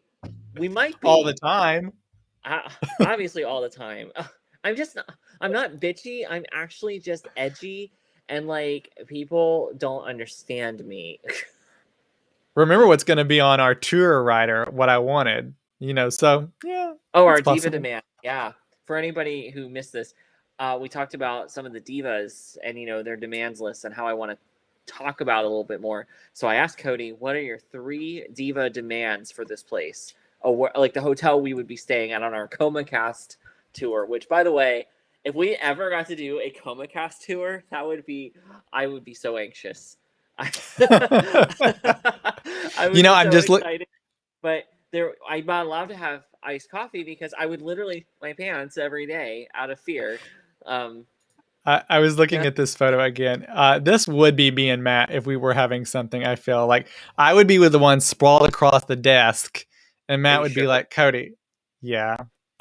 Okay. I feel like you would be the one who'd be like, proper, like, let's get this done. Come on, Cody. Oh I yeah, okay. No, That's I usually feel you. I feel the tables would be turned. What a shock. We find Cody bent over a table being told what to do. I can't believe it. Maybe you're right. Maybe the tables would turn. Well, I think this has been a very good show. We talked a lot of Olympics and some other stuff beforehand. Cats. Basically, I think we talked cats and Olympics. Cats and Olympics is what we talked about today, which is great topics. But yeah, I think Matt is right. I think we'll have a few little pop-ins here and there. Probably not super long, but just like a quick pop-in here and there, talking about Olympic stuff and what's going on. That way it's not like a huge thing. And obviously Friday we'll have a recap of everything that has happened if you missed out. For That'll the be record, live. I'm lobbying. Cody doesn't know it yet, but when we talk tomorrow, I was going to lobby for Friday to talk about the Olympics instead of a news recap, because if I have to continue talking about the news during the Olympics, I'm going to be upset. I'm going to go all diva. I'm going to show up like I'm going to look like you interrupted me in a dressing room and like the furs and everything, looking straight at Madeline Ashton, and it'll be on, swirling my glass of wine or whatever. No, yes, Friday will be an Olympic show. I had already in my head planned that. It'll be a full-fledged Olympic show with a lot of Good. stuff for So people to see. Cody's going to let me do it because it's okay. It's something, it was Remember, his idea, but just kidding. I'm just giving you hell. remember, I I had like the. to try to paint you as this tyrant, and you're like totally not. I mean, remember, I like had the Olympic intro and everything. Yeah. When he puts those things up, he takes us off camera. We are in the same house. He runs in and kicks me to remind me to hate myself. All of a sudden, we have 7 viewers. Yeah. It's all 7 this viewers. talk. 7 viewers. See? Hang on here. What you missed when we were live earlier today, when we began this thing, was an Irish gymnast talking about the sex bads, how it's fake news. You know what? Here In it is. today's episode of Fake News at the Olympic Games, the beds are meant to be anti-sex. They're made out of cardboard, yes, but apparently they're meant to break at any sudden movements. It's fake. Fake news. And of course, that is from Reese McGlenihan's It TikTok, should also be noted Twitter, that a group of the Mexican and he's a gymnasts gymnast. also tested the beds. Just FYI. Did you know Equal that? opportunity. They did. I've seen a few people test it, actually. Well, there was 3 very strong, strapping gentlemen who took turns throwing each other on the bed, and they also tested the beds to prove that they were not anti-coital beds. Well, see, Matt needs to send me I these just wanted things to say because anti-coital. I did not see this. I did see, I don't know what country it was from, but the guy had used one of the toilets, and in all of the dorms there, they have bidets, and he had not used a bidet before. And so I guess he was trying to figure out how the toilet worked because there's a ton of buttons. And it was a guy that had the issue, and then the girls were laughing at it and recording it. I'll have to pull it up. It'll be on Friday. I'll have it on Friday's show. But Oh my god, that sounds he really almost funny. sprayed his face. And then they're like, why was your face that close? But I guess he was trying to read what the buttons say. Yeah. They do have what did it? I think it said it was a defecation inducer. And basically it's a massager. It'll has water that'll massage you. And help you go? Wow. Yeah. Bidet is where it's at, though. I'm just going to say that. But their bidets have literally, I'm not lying, 20 buttons on them. And so I can see where you could get a little confused on what is this? But it was a funny video. Yeah, we'll have to have a wrap up of all the funny TikToks and videos. I've never actually used a bidet myself. I mean, I understand them, but I've never used one. Like every other gay or you should.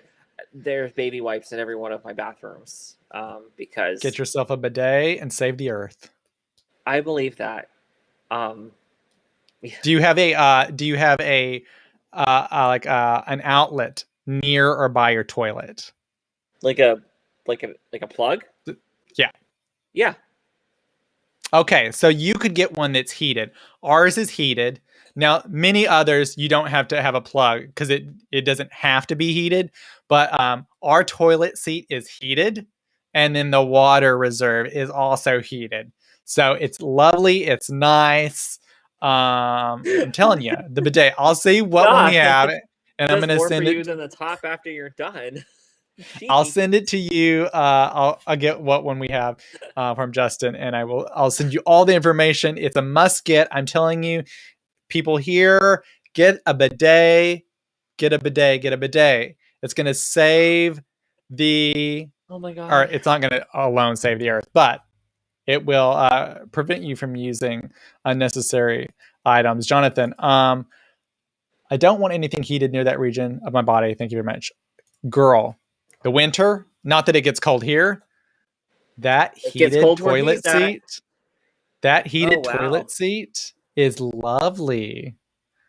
Lovely. I I know Quinn says Cody being the spokesperson for bidets. They could sponsor us. I think there is the bidet company Tushy or something, or Tush. They could sponsor us. Now that is not ours. That one what's in oh I particular, I know. think, is We not need to heated. found one called Soggy Bottoms, and that'll be like the Comacast bidet system, the Soggy Bottom, and then we'll sponsor ourselves, and that's all I have for this idea right now. But You know, see, I'm an idea man. I am the idea guy sometimes. Well, actually, a it lot of times I come up with shit. it's called Hello Tushy. This is not the one I have. This is not the one I have. This is the one that sponsors a lot of people and sends it. I've seen a lot of not just gays, but like I've seen a lot of people, influencers on TikTok and Instagram, get sent this item and then they talk about it. Yeah, God, it should be us. it's I carbon got up 3 neutral. times to go to the bathroom because I go to the bathroom all like way more than any 3 humans should. Why aren't we being sponsored by this? And Oh, then we can look, sponsor you have the this. Tushy Ottoman. Yeah, you The guys, Tushy Ottoman. everybody should use this. This is not even about being sponsored for your own health. Get a squatty Yep. potty. Get one. It's the right thing to do. Line everything up. You know, Yep. it's good for you. Yeah, I mean, Being healthy is important, and in LGBTQ health, it is not talked about enough that we need to make sure we're being healthy. It's the right thing to do. Don't be like our straight brethren who like somehow don't. I don't think they wipe. I'm convinced they don't wipe their asses. I'm not really sure what's going on here, Um. but you know. Wow. But you know what? Cheeky content for the booty enthusiasts, everybody. Read now. That's I have what not previewed this. I have not previewed this. Look. man, I wish God if Help social Tushy media find America's most bottom friendly bar. if this had the eagle if this had been around when I was coming out of the closet, I might have entered the gay world as a booty enthusiast. Girl, this one, aging and digestive health, how your bowel movements change as you age. I think everybody knows that if you're over the age of 25. Like you do not feel young and strong anymore after 25. And then my point, the dirty truth about toilet paper, environmental impact alternatives. Hey, The you know what? bidet. I will check with David, and we are not going to be filming a how-to with that one, by the way. And then you'll be beach booty ready, Matt. Beach booty ready. These pasty cheeks, I promise, when I pull my pants off, you will assume that the beacons have been lit and Gondor is calling for aid. Like, no, but for real, if you've seen my bare ass on Twitter, I am. This is the tan part of me, you know, like. Jonathan, Cody's about to get a strike on this channel. And it's not me. Woo! Not for this. I feel like this is going to be a topic for season 3. I feel like this is going to be one of our medical topics actually. I think it's actually really good conversation. Because it's everyone does it. Quinn, all these toilet accessories and reading material. Pooping is now an Olympic event. Hey, You know you have what your one of my questions was going to be for you, Cody? What do you think an Olympic event should be that isn't one? And so, you know what? Quinn might have beat us to the punch.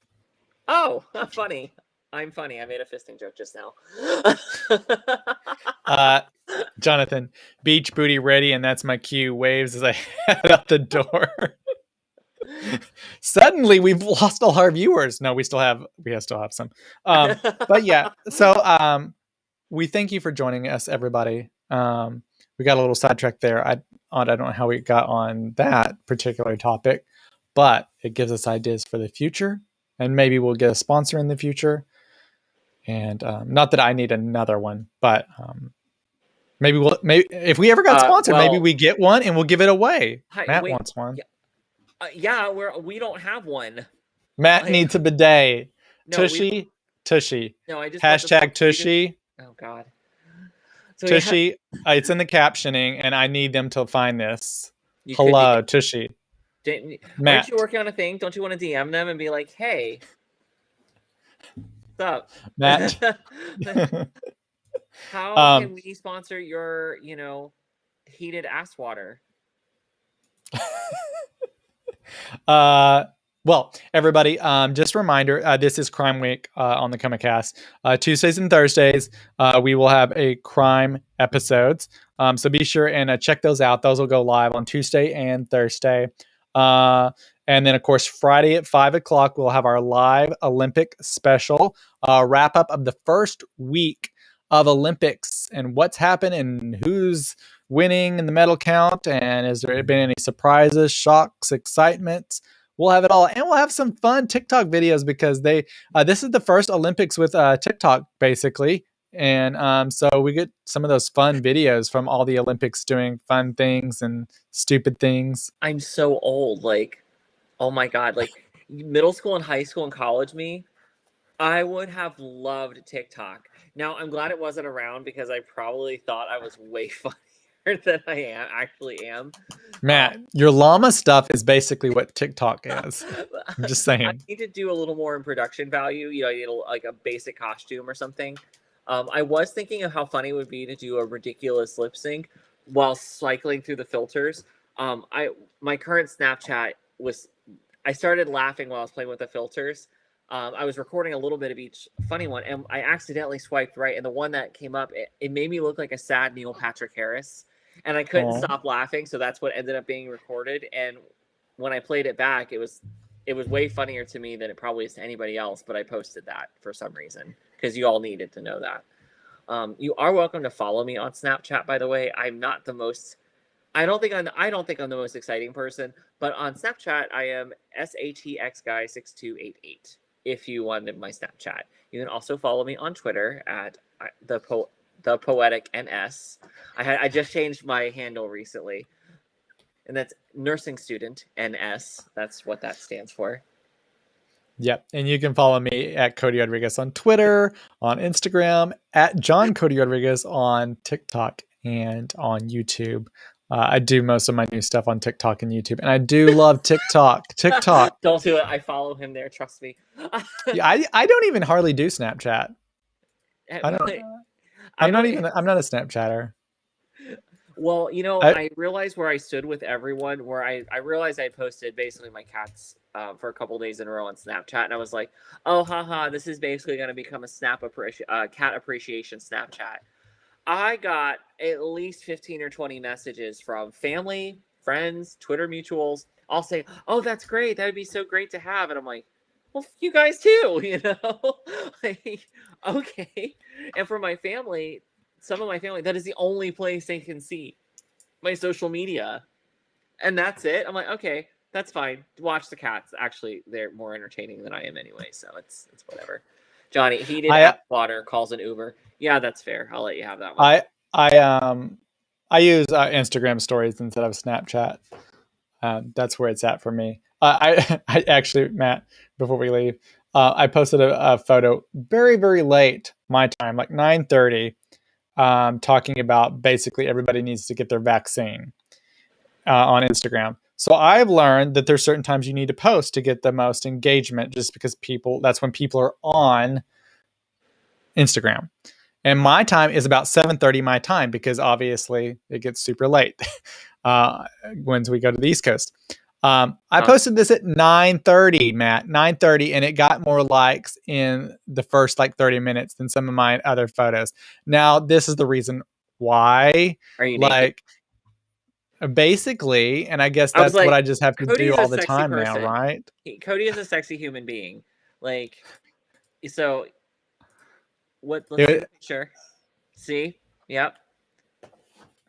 I would like that picture if I had internet. But anyway, get the latest information on your COVID-19 I vaccines. just noticed, sir, those little shorts are pulled down a little low, I see. That's where they sit on me. Uh-huh. That's how I wear them. That's how I wear them when I'm at the beach. I have seen that bubble butt, and I know clothes sit a little higher than that.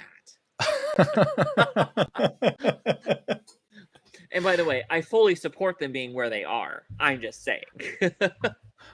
But anyway, that was my that was my way to get people to get the vaccine. Because they flag all vaccine things. Visit COVID-19 Information Center at the bottom of my photo. Cody knows the business. Don't let that aw shucks BS fool y'all. Thank you very much. Do not let this like Southern Texas boy, Cody. Wait, wrong side. That guy. Don't let that fool you. No. Well, anyway, guys. See, he's going to run in here and beat me in momentarily. No.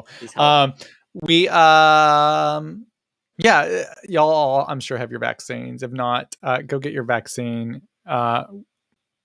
We want you to live, basically, is what it is. And so the vaccine's important. The vaccine works. If there's any confusion on the vaccine, the main goal is to prevent severe illness and hospitalization and death. And it is doing a great job at that. So that's the little COVID spiel there. Someone pointed out on Twitter today, I will read you the exact quote because I want to make sure it's right. Have faith in the Pfizer vaccine. Don't forget they make Viagra. If they can raise the dead, they can save the living. So please, get your vaccine. If you're like me and millions of other Americans who struggle with ED, whether it's due to your ADHD meds, SSRIs, or just your body is doing that to you, there's Viagra. And remember, it's made by Pfizer. And let's think, there's a whole lot of dick bags that take Viagra that won't get the vaccine. Yes. Yeah. Yes. So please get the vaccine. I mean, I've heard. What's really wild is how we're sitting here saying we want everybody to get the vaccine because obviously, no matter what your political affiliations, whether whatever you're into, we want you to have it. Whereas on the flip side of this, they're like, you all can go die and fuck yourselves. Thanks. Yeah. Thanks so much. In case you missed it, everybody, I do want to pull this one. I'm not going to pull it up. I'm just going to read it real quick. But I sent it to Matt earlier. And Sarah Huckabee Sanders, everyone's favorite Huckabee, said, read my column in today's Arkansas Online on why I decided to get the Trump vaccine. And the Alabama governor has said basically this is the fault of the unvaccinated and they need to get vaccinated. And she's a Republican governor who has had some interesting choices in the past. These governors Governor Abbott, if you live in Texas, as cases are rising here, there is not a mask mandate that is going to go back into place. And Texas, Florida, and Missouri make up 40% of the new COVID numbers. So there's that. Ron DeSantis of Florida has done nothing, though. He has said nothing, done nothing. He's going to let it all burn. And Florida is making about, I think, 1 in 4 of the cases are from Florida. So don't go to Florida. And if you're in Florida, get your vaccine and mask up, I would say. I would say my opinion, just my opinion, it's probably safe right now. If you are in an area you're seeing an uptick in numbers, to go ahead and just wear a mask, be safe. We're still learning about things. And even if you get mild versions of it, we're not sure what happens. So be safe. I was telling Justin today, we've gone a year and a half, or is it? Yeah. about a year and a half now. You don't want to screw it up now. And so I'm like, the mask's back on. I can, and it's fine because I don't have an issue with a mask because, yeah, I find it comfortable. It's fine. No one needs to see my face in public. It's like I'm a celebrity. I have to say, having a mask on is the best thing because when something weird happens and my face just doesn't, it responds too quickly. It's best to have You a know, mask.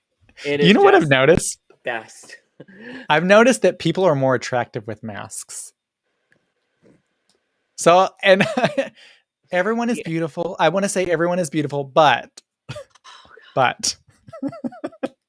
sometimes the mask comes off and that's not what you're expecting. Because also, here's the thing. I know this hasn't happened to me, but I've heard everyone's been working from home or not working from home. There's some people who have actually been working in the public and wearing masks, and they've not seen their coworkers without masks.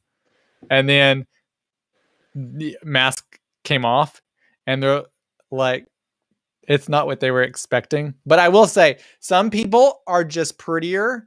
Like, and then when the mask is off, it's like, oh, you still look okay, but it's not what I imagined Oh in my my head. god. I hope you watch the playback of this tomorrow and see how this sounds.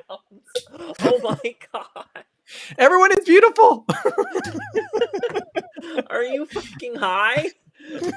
Not at all. Not at all. Oh my Shade. You know, not yes. first-hand account, second-hand accounts. Second-hand accounts. But wear your masks. Wear your masks. Apparently.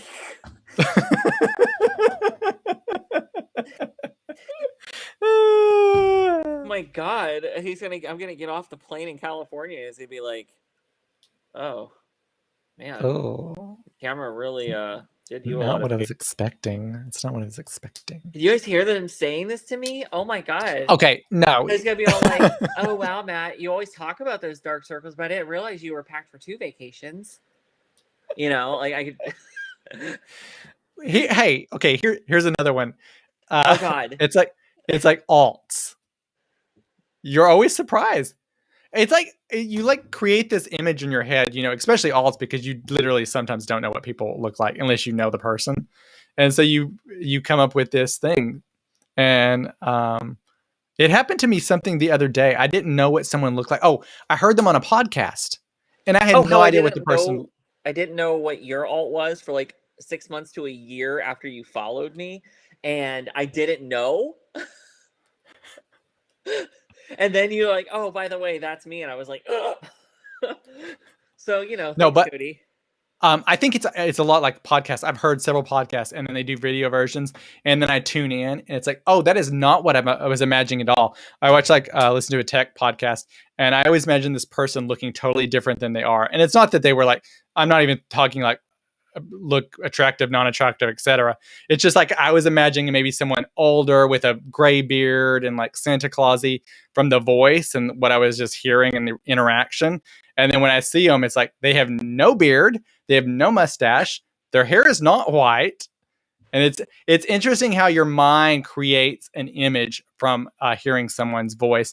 And I think podcast and radio is like a fun thing to work out, because it's like, I wonder like what people who've never watched us, what they thought we look like if they didn't know what we look like, what they would come up with. I did speak to a mutual on the phone a few weeks ago. He was recovering from surgery, and we got to talk.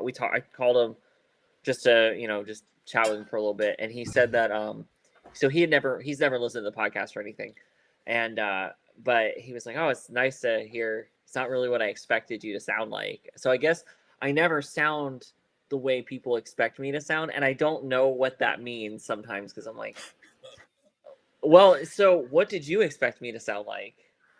Yeah, that's another one. I guess the flip side, you see someone and you're like, what do they sound like? It's like Twitter started this, you could leave like voice messages, but no one does it, or like voice memo thingies. Or on Instagram, you always see someone's photo and then they finally make a video and they talk and you're like, whoa, that's what? So you sounded how I mean. thought you'd sound. I knew you were a Texan that transplanted to California. You talk exactly the way I thought you would. Did I sound the way you thought I would? You know, I don't even know. I don't even know because I don't even remember the first time we talked face to face. Was it like a FaceTime or like what was it? I think we FaceTimed once to talk about. I was trying to tell you something. I was doing my homework and I was trying to talk to you about something that was too much to text. So I asked if I could FaceTime you. And I think I probably damn near gave you an anxiety attack because I know no bounds. I've never met a stranger when I have to have a conversation. If I have to say something to you, I'm just going to get out and say it no matter what's going on in my head. I was probably freaking out in my head that I was giving you stress, but I had to say what I had to say. And we talked, and I remember you being like, you're like holding your phone like clearly like uncomfortable, but you didn't want to like tell me that you were uncomfortable. Oh, okay. So I vaguely remember this now. We'd obviously been talking a lot, messaging, and so yeah, that was first time. Like I have it's always like makes me, it just like I don't want to say freaks me out, but it just like makes me so nervous to talk to someone the first time because I'm always like, we're talking a lot messaging, but then I'm always afraid, like this is meeting someone in person. Like if if I meet someone in person, I usually have to FaceTime them. That's just like one of my things. But Good idea. it's like Safety first. I'm always afraid that I won't have anything to say, and then it's just going to be awkward. Like when you're on camera versus messaging, because when you're messaging, there can be kind of That's a happened delay. to us on camera though. Like we were doing a live like early on, and we were kind of testing out the theory, kind of seeing what we wanted to do, and I remember just my brain just stopped. There was something I even had in mind, like I had written down a list of things, and I could see my list. I'd written it down, but I couldn't remember what I wanted to say about each one. And just, I wasn't even nervous. It was just like, Cody, I have no idea what the hell to say about this. And luckily you started talking about something, and that's just how, so I don't know if that was just me shutting down, because ADHD Yeah. is fun. Remember we talked the other day about, you brought it up to me about what filming was like from November to April when I went off my meds. And how that 5-6 month period was like, I felt like it started okay and then got worse. Do you agree? Like it was like, Yeah. oh, okay, like okay, I feel very present. And then by I think just after Christmas when we were planning season 2, I was like, my brain just like I just totally shut down, and I'm like, I don't know what we're talking about. We were recording. You're like, yeah, the previous episode we talked about. I'm like, we didn't talk about that, and then it's like, oh yeah, we totally did. I think we had to re-record a whole section because I was like, but Cody, we never talked about that. And you're like, oh my God, are you stupid? Like, you were really nice about it though. I am a nice person. Okay, you're like, bless your heart.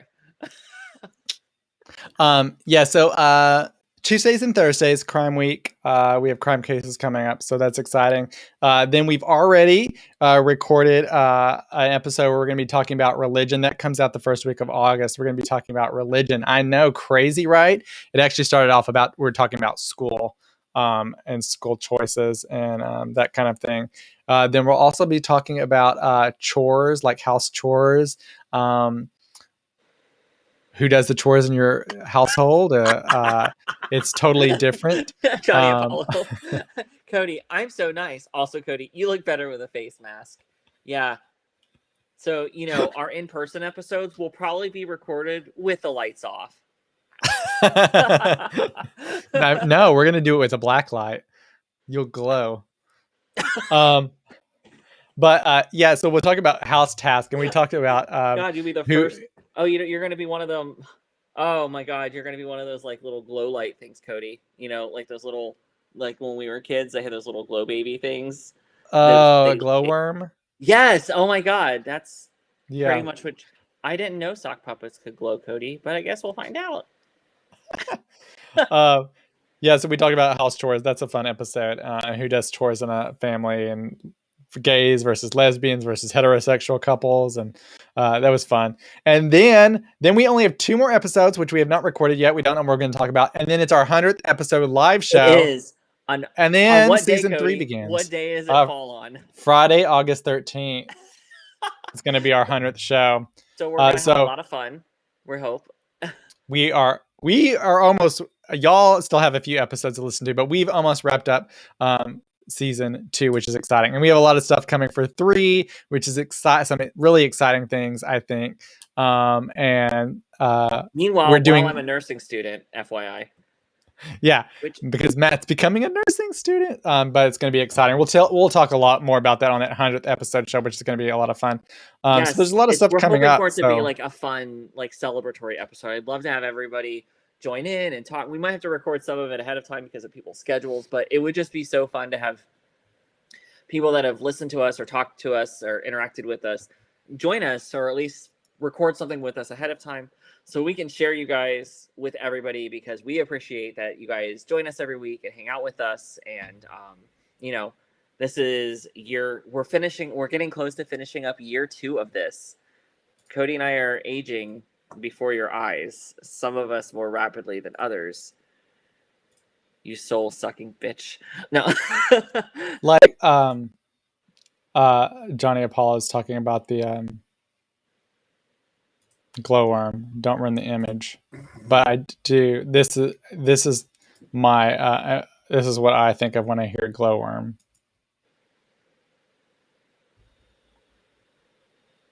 Yeah. And you pushed on its belly or something and it would glow. Oh, I don't even know why this is a thing, but that was a toy from the 80s, right? And then apparently there's new versions of it now. Oh, there's like the world's smallest glowworm. Oh God, it's from Play School. Play School's the one who did. Ooh, I don't like the new one. What is this? Why did they make things ugly now? Why do they make toys like weird? Why does it have a head on it? Oh God, I'm not okay. 1715. What if I just purchased this and had it sent to your house? I would laugh and put it on my desk and let it mock me. Okay, everybody. You know what to listen for. You've hung on here at the end where it went off the rails a little bit. Yeah, well, you're welcome. But or thank you. Actually, the end of this is more like a normal Sunday show. So we thank all of you, and tune in. Again, those crime episodes are really good episodes this week. And Matt talks about those. But everybody, hope you have a great work week if you don't have to work. Lucky you. And we'll see you live on Friday at 5 o'clock Pacific. Bye, everybody. Bye.